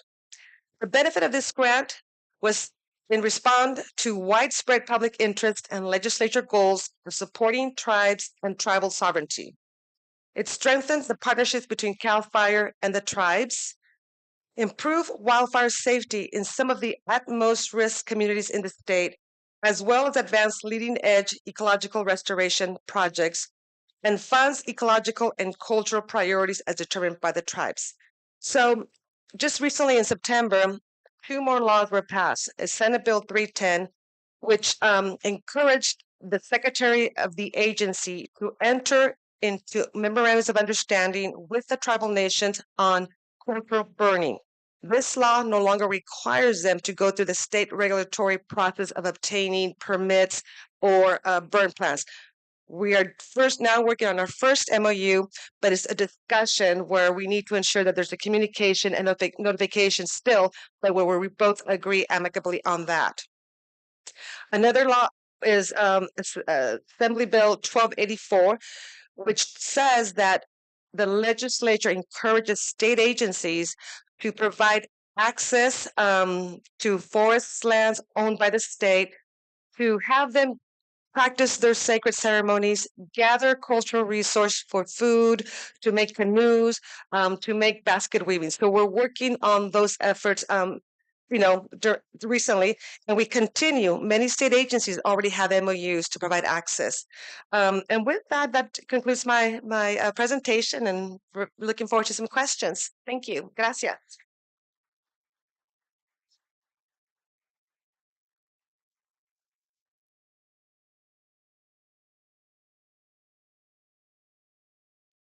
Bueno, muchas gracias, Helen. Muchas gracias, Nathan. Ahora pasamos a la parte del panel. ¿Están todos listos? Panelistas, moderadores, ya los presento. Bueno, este panel que se llama Prevención de Incendios Forestales, accionando comunidades en el terreno, será moderado por alguien de la Casa Chile, California, que es Ignacio Fernández, que además es director en nuestro directorio. Director of our board. He is also an analyst of public policies that have to do with energy and climate change and has a broad experience in wildfire prevention from a sector point of view. He doesn't want me to say that, but it's important to say. Thank you, Ignacio. You can come here to the stand. We welcome you as well. Also, we invite our panelists from this session, Nathan and Helen, please. And we will have Rolando Pardo joining. Welcome. Rolando is chief for the Department of Prevention and Mitigation of Wildfires of CONAF, expert in prevention, mitigation, and research investigation of wildfires with experience in developing and training professionals. We also have Mauricio Fabri. Welcome, Mauricio. He is chief of the Department of Environment at the regional metropolitan government.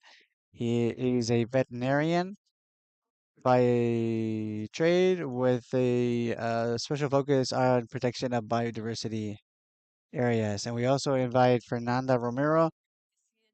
Is the president of the the Community Against Fire coordinator of the Natural Reserve Altos de Cantillana and leads a wildfire prevention program in interface areas. So we leave you now with Ignacio.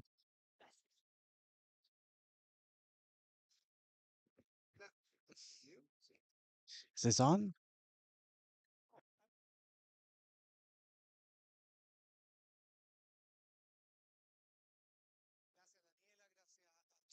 Thank you, Daniela. Thank you to all our attendees. We feared at first that at this time, the majority of people were going to leave. But we can see that the interest is palpable.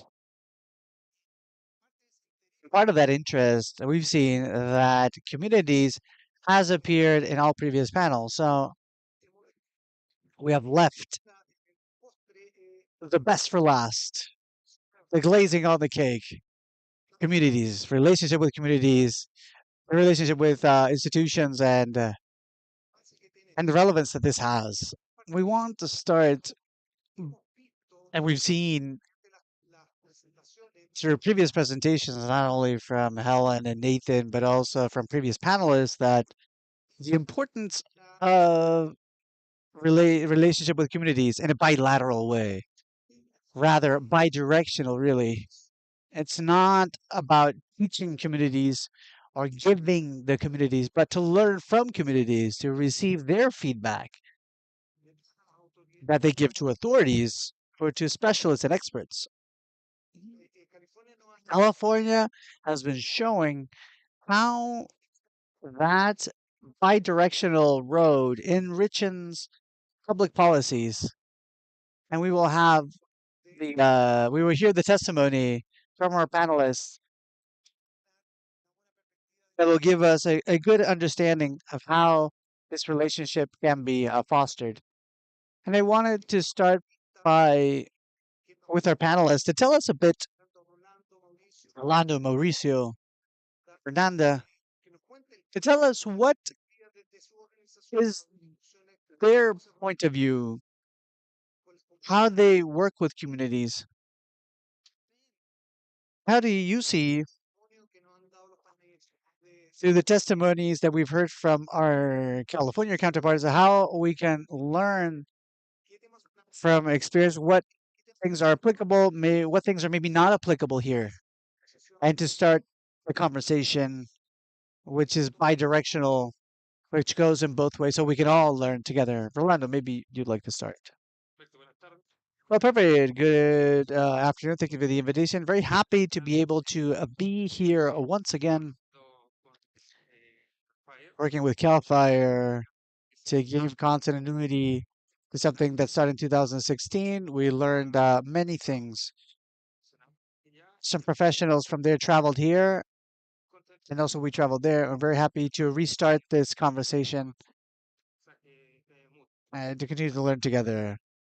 To your question, communities are at the center of our actions, not only in terms of fire prevention, but also throughout the whole cycle. And in that sense, since from 2014-15, after the big emergency that we had in Valparaiso, Corfo implemented a program called Prepared Communities for Wildfires. It's a review of all the experiences that we're observing in the United States, Canada, Australia, SmartWise, all the initiatives that existed. And we developed a methodology that allowed us to advance. We have added other initiatives, for example, what timber companies are doing through their protection network, which we applaud. We're always trying to have efforts in this area, as well as initiatives, as said by the ambassador. We've had funding from USAID that have allowed to broaden the amount of communities that we are reaching. And we developed together with universities, with the University of Chile, particularly methodologies that allow that this knowledge can be replicated and that to keep it public today is built on the platform that Cineprit has for education, online education, that any person, self-guided, and that any person wants to put in practice to promote methodologies, it is available there. Having said that, more than the amounts, I like to focus on the results that we've had with this methodology. We've had large wildfires, and each one of those occasions, I don't know if it is positive, but we could see that the model was working. What the previous speaker presented, how Strengthen Homes works. We've seen that not only individual homes, but neighborhoods. It's allowed to save people, families, neighborhoods, and we want to continue to replicate this method. Mauricio, well, thank you, Ignacio, and very happy to be here. I'd like to thank the Chile California Council, with whom I've worked before, to the Ministry of Foreign Affairs, and of course, our colleagues from CAL FIRE here with us in this panel, Helen and Nathan. I'd like to mention some concepts and ideas that I think are important. First, that we have a regional territory organization that responds to requirements that are not updated. So we believe that a new plan has to have strategies that take into account climate risks, and that is not present, and that affects communal and community development, and there's territory development that has to be seen from the perspective of fire, but not only fire. We know in the metropolitan region we have three large climate risks in this region, such as drought, fire, and extreme heat waves. And although they're connected and have different effects in this area, so we have update that urban development plans, but we have to enforce it because, as the previous panel said, there are many homes that are rebuilt, not rebuilt only by the owner, but they have possibility to receive services. They have power, they have sewers. So we need more inspection and enforcement on that side. And we have to take things seriously because the risks are only growing. Second, I believe that we've spoken of house design.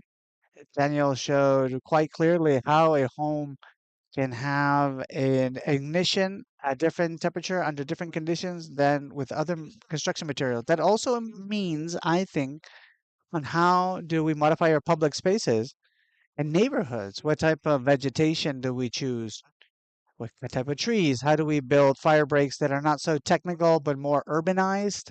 How do we incorporate the implementation of these in public spaces and in homes using vegetation that is more resistant to fire ignition?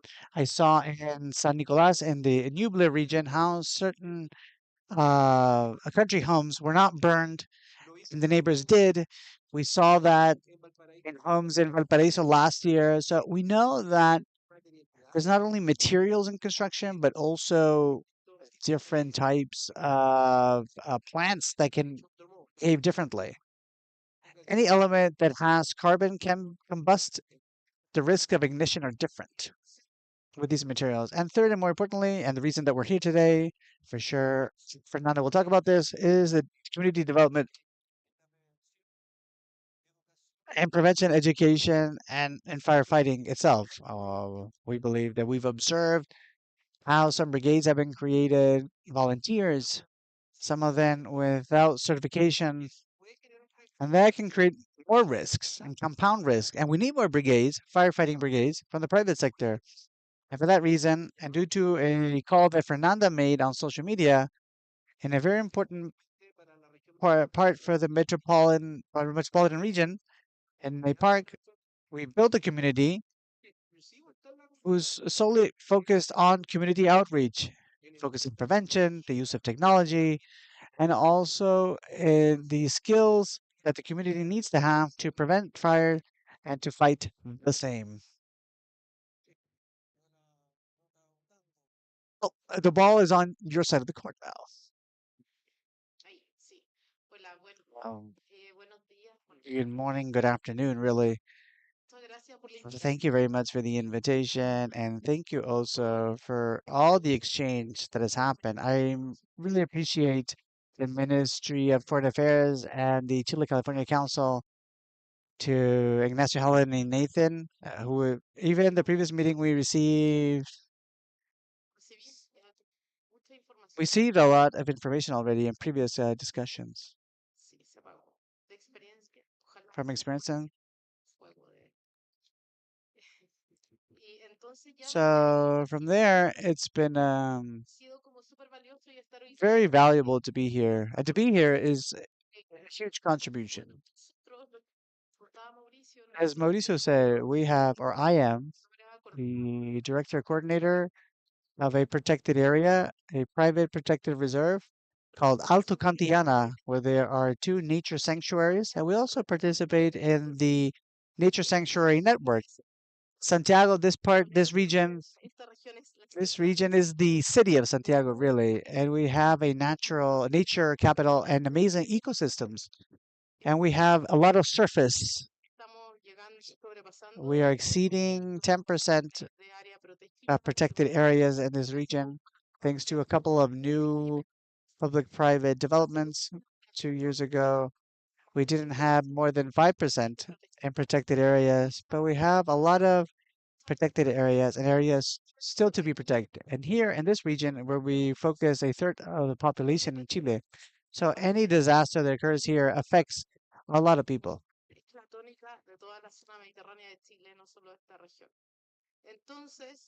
So from there, although our expertise, we're not experts in fire. We are, if we have expertise in the network, We are experts in conservation, really, but the big issue is that we are members of a community. We are prepared for wildfires from a perspective of conservation.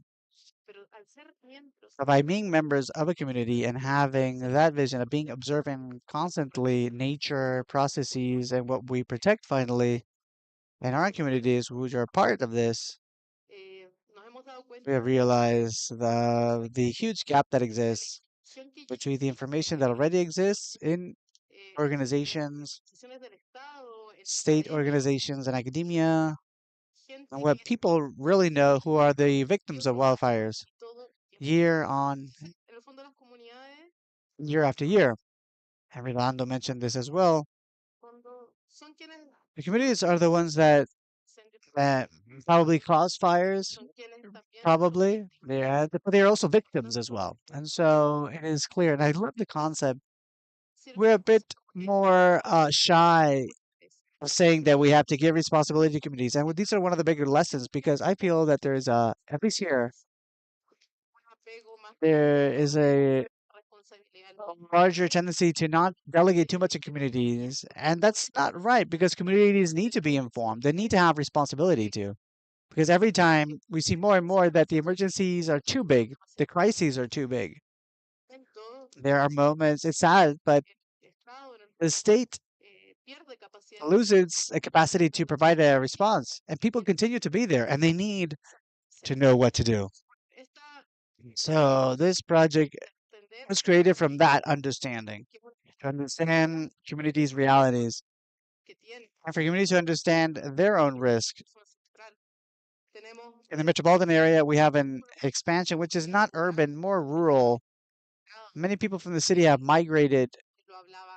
I spoke with that another panel is the amount of new homes in this in forests is quite large, and that has, together with drought, that increases the amount of fuel available and increases the risk. And although capacities are not at the same pace, so we have a climate crisis with many challenges that are huge.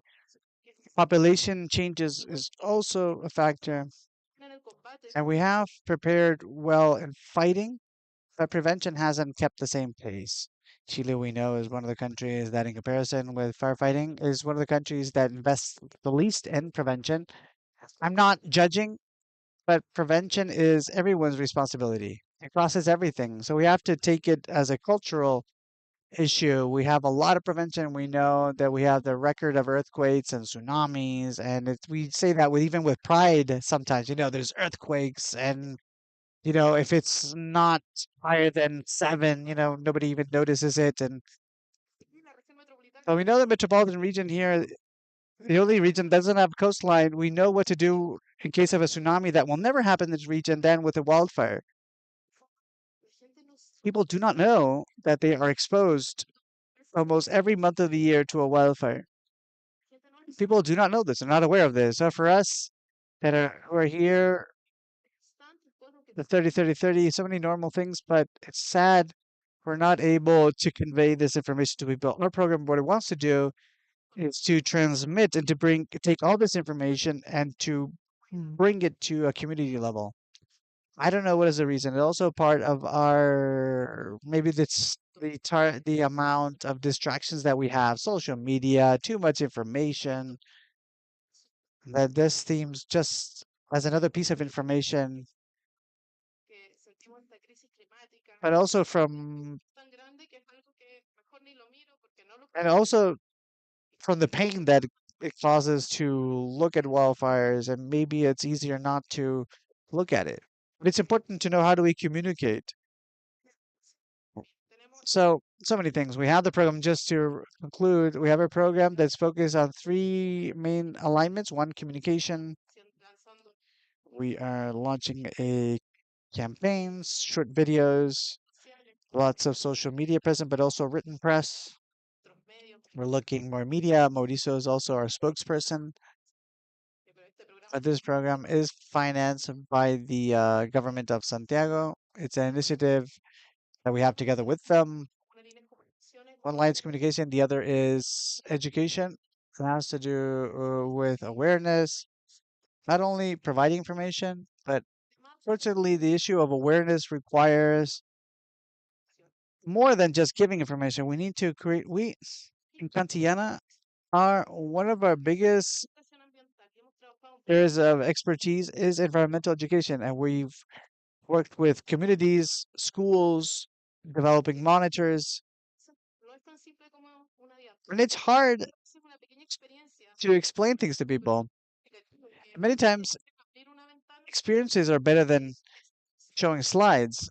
That may be necessary because information exists and it's available, but how do you make a person understand that it's important to remember this? And that is what we are trying to do. And the last line is training, where other community brigades that have been created for emergencies go and train communities that did not know that they could that they could suffer wildfires. They've seen it, they thought about it. But also CONAF has their own programs for communities, and it's the institution that will do this as the more technical, more organized. This is a bit more simple transference, but doesn't seeks to create directly a brigade understanding all the safety problems that creates. We think that when the people know that experience and that they understand that with a shovel, for example, you were able to put out a fire at my house. We think that that is the important experience that I need to understand the level of risk. If in addition, if one has the experience, because what happened in one of our previous fires near to the reserve was to see what people were running with their hoses, to see that people really don't know how to put out a fire, what to do when is the moment to escape, and that exchange of experiences can explain that. When trainings are done, the majority of workshops of awareness also, it's amazing because we do this together with Kona. We incorporate different tools within our trainings. People say at the end, everyone from our community should have attended. So this is a pilot program, but it has to expand and grow. Our objective is to have tools and these interface areas because an organization doesn't have the capacity for this. We need to infect more people with this virus of prevention to understand that many responsibilities are in us. So that's what it's about. Fernanda,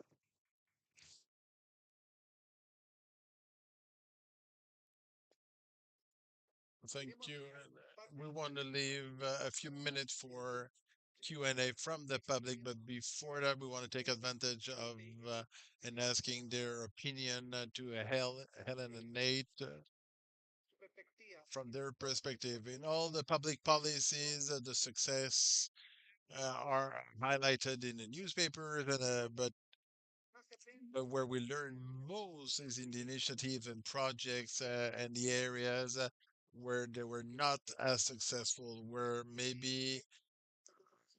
you need to be more careful. So we wanted to maybe ask if you could share a few areas where in California maybe we could learn from to be careful when we move forward in development of our public policies for the community work, which areas that looked very easy to develop and where you found some hardships and where we could be more careful when we want to develop them.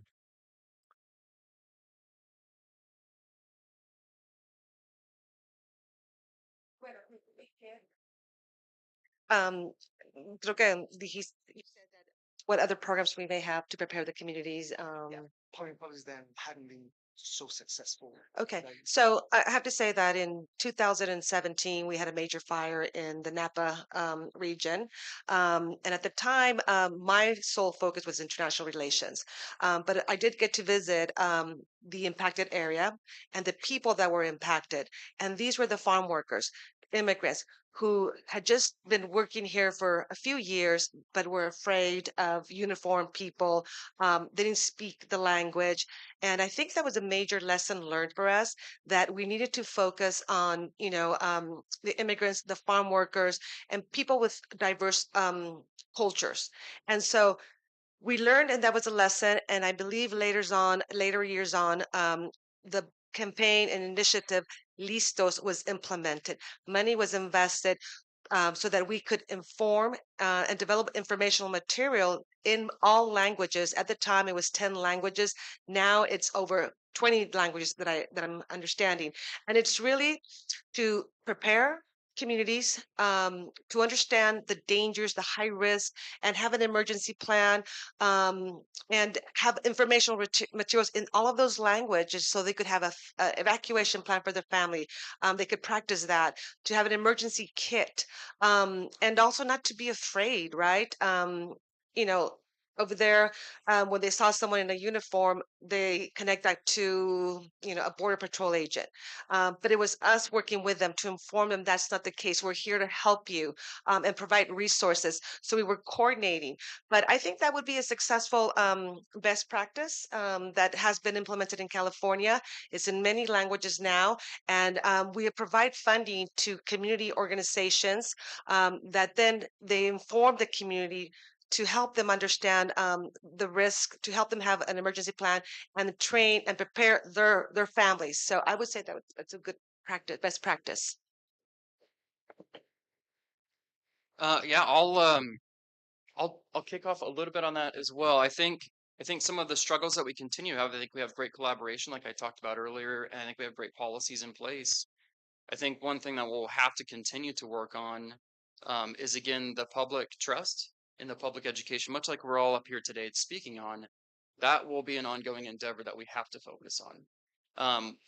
I think we heard it earlier when we talk about the bigger fires, bigger earthquakes, the bigger floods. One of those things we can actually affect, and it's fires, right? We can't control the weather, but we can control ignitions and we can control the prevention of fires. So when you put it in that perspective and you bring it to the public to say, hey, here's all the things that we do, and here's all of the ignitions that we have in the state of California, and here's all of these fires that could have been prevented, it really hits them to the ground level on what they can do to prevent it. And more specifically, what we can do a lot better, and we're doing now, is not just the public in the urban interface or the mountainous areas, but we're really focusing on the inner cities and suburbs because we have a lot of visitors into the urban interface areas where we're having the bigger fires.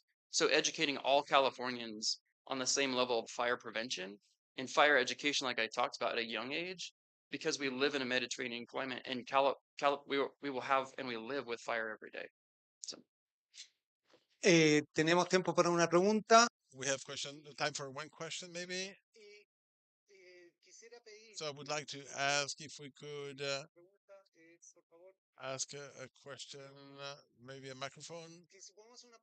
So we can ask a question more than an opinion. You have a very high level panel. You should take advantage of their knowledge instead of. So name and organization. Patricio Sambuesa. Very happy to say hello, and in particular the friends from Godfather. We started that program many years ago, and I'm very happy that it continues. Just to be brief, the experience that Cal Fire has shown us in relation with the communities and the tribal communities is a big challenge for our country, and we know it. The public opinion and the First Nations here are looked very differently from how you do it in North America. So in the new law, is it considered maybe for Ronaldo for Chile two things? So one, the investment that the state could do through the municipalities or the region can do for the public use and for the firewalls for protection, because Chile is a very private country, and in the US they can do work on the private land. Here we cannot do anything. And I forgot my second question, but CH maybe. So the use of technical fire. We've mentioned this morning by all the expositors the way to mitigate the damage and the propagation of a fire that will happen. And we see it all around the world. Everybody is using technical fires in summer, in spring. Is it included in the law? Is it possible to do that? And congratulations, everyone. I think it's for Roland. Thank you, Don Patricio, for the question. Effectively, the idea of the law in the cases where the owner do not have the capacity or economical capacity to do the service, either the service and or the municipality could do an intervention looking for a methodology, and we're still working on that. If it calls for the owner or it's the government that will take that cost. So in the use of fire, the technical fires for us, it's a need. We have a challenge which has to do with the environmental aspect. And then this is the biggest challenge that we have. And for this, we need to make three efforts, and we'll copy many things that Cal Fire is doing. One is how to communicate. How do we communicate, and then how do we connect with the institution that have the regulation? Because nowadays there's a sanitary situation, and the first thing is to avoid the use of fire with potential problem that that might exist in the future. So there is a sanitary, the environmental, the big cities, and it's clear that every time we have an absolute restriction to use of fire, we have more forest fires, and this is completely uh, um, sure. And we've identified that even with the force of police, we've identified that. So we understand that the regulation is very important, and then after the regulation, also the training of the community, but the management of those technical fires is essential. Yesterday, I was very proud with the question that was asked when you came in 2016. Was it 2016? Yes. The two communities in the Araucanía, down south, Galvarino, and in the Lago Oriental, they saw the work with the tribal. So we're not so far behind of what they're doing with the work that they are doing with the weekend work, and we should have a positive discrimination, of course, because those communities have an advantage from us. They have an organization, and that organization allow them to get the knowledge, and that knowledge will be installed in that community. And I will finish with this last comment: is that we're trying to be very respectful with the ancestral fires, and in some regions, in particular in the north, we're evaluating how to retake it also in the Isla de Pascua, Eastern Island. But the ancestral fire as a practice, historical practice that was part of the processes, we want to be very respectful, and we want to to be considered in the application of the decree that we're about to. So thank you very much. The enthusiasm enthusiasm has taken us to an abrupt end. We have to finish here, but we want to thank Helen, Nathan, Rolando, Patricio, and Fernanda, and we'll finish the seminar with Tatiana. So thank you very much, everyone.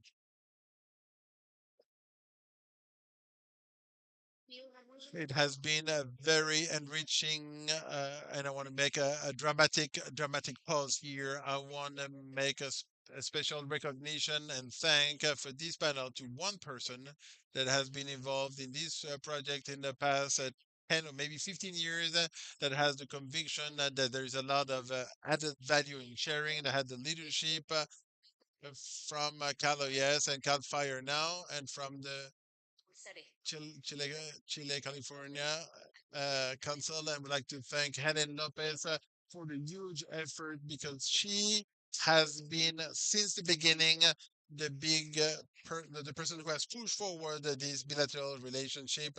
So thank you very much, Helen. We have a gift for you, and hopefully you enjoy it. Muchas gracias, Helen. Thank you, Helen. We hope to have you back here and to have everyone back again, or I'll see you in California. Thank you for the audience to CONAF, SINAPREP, Minrail, I see Carabineros, Bomberos, and the audience in general. So thank you all. And I'm sorry if I forget someone. Thank for all the guests. Let's lunch.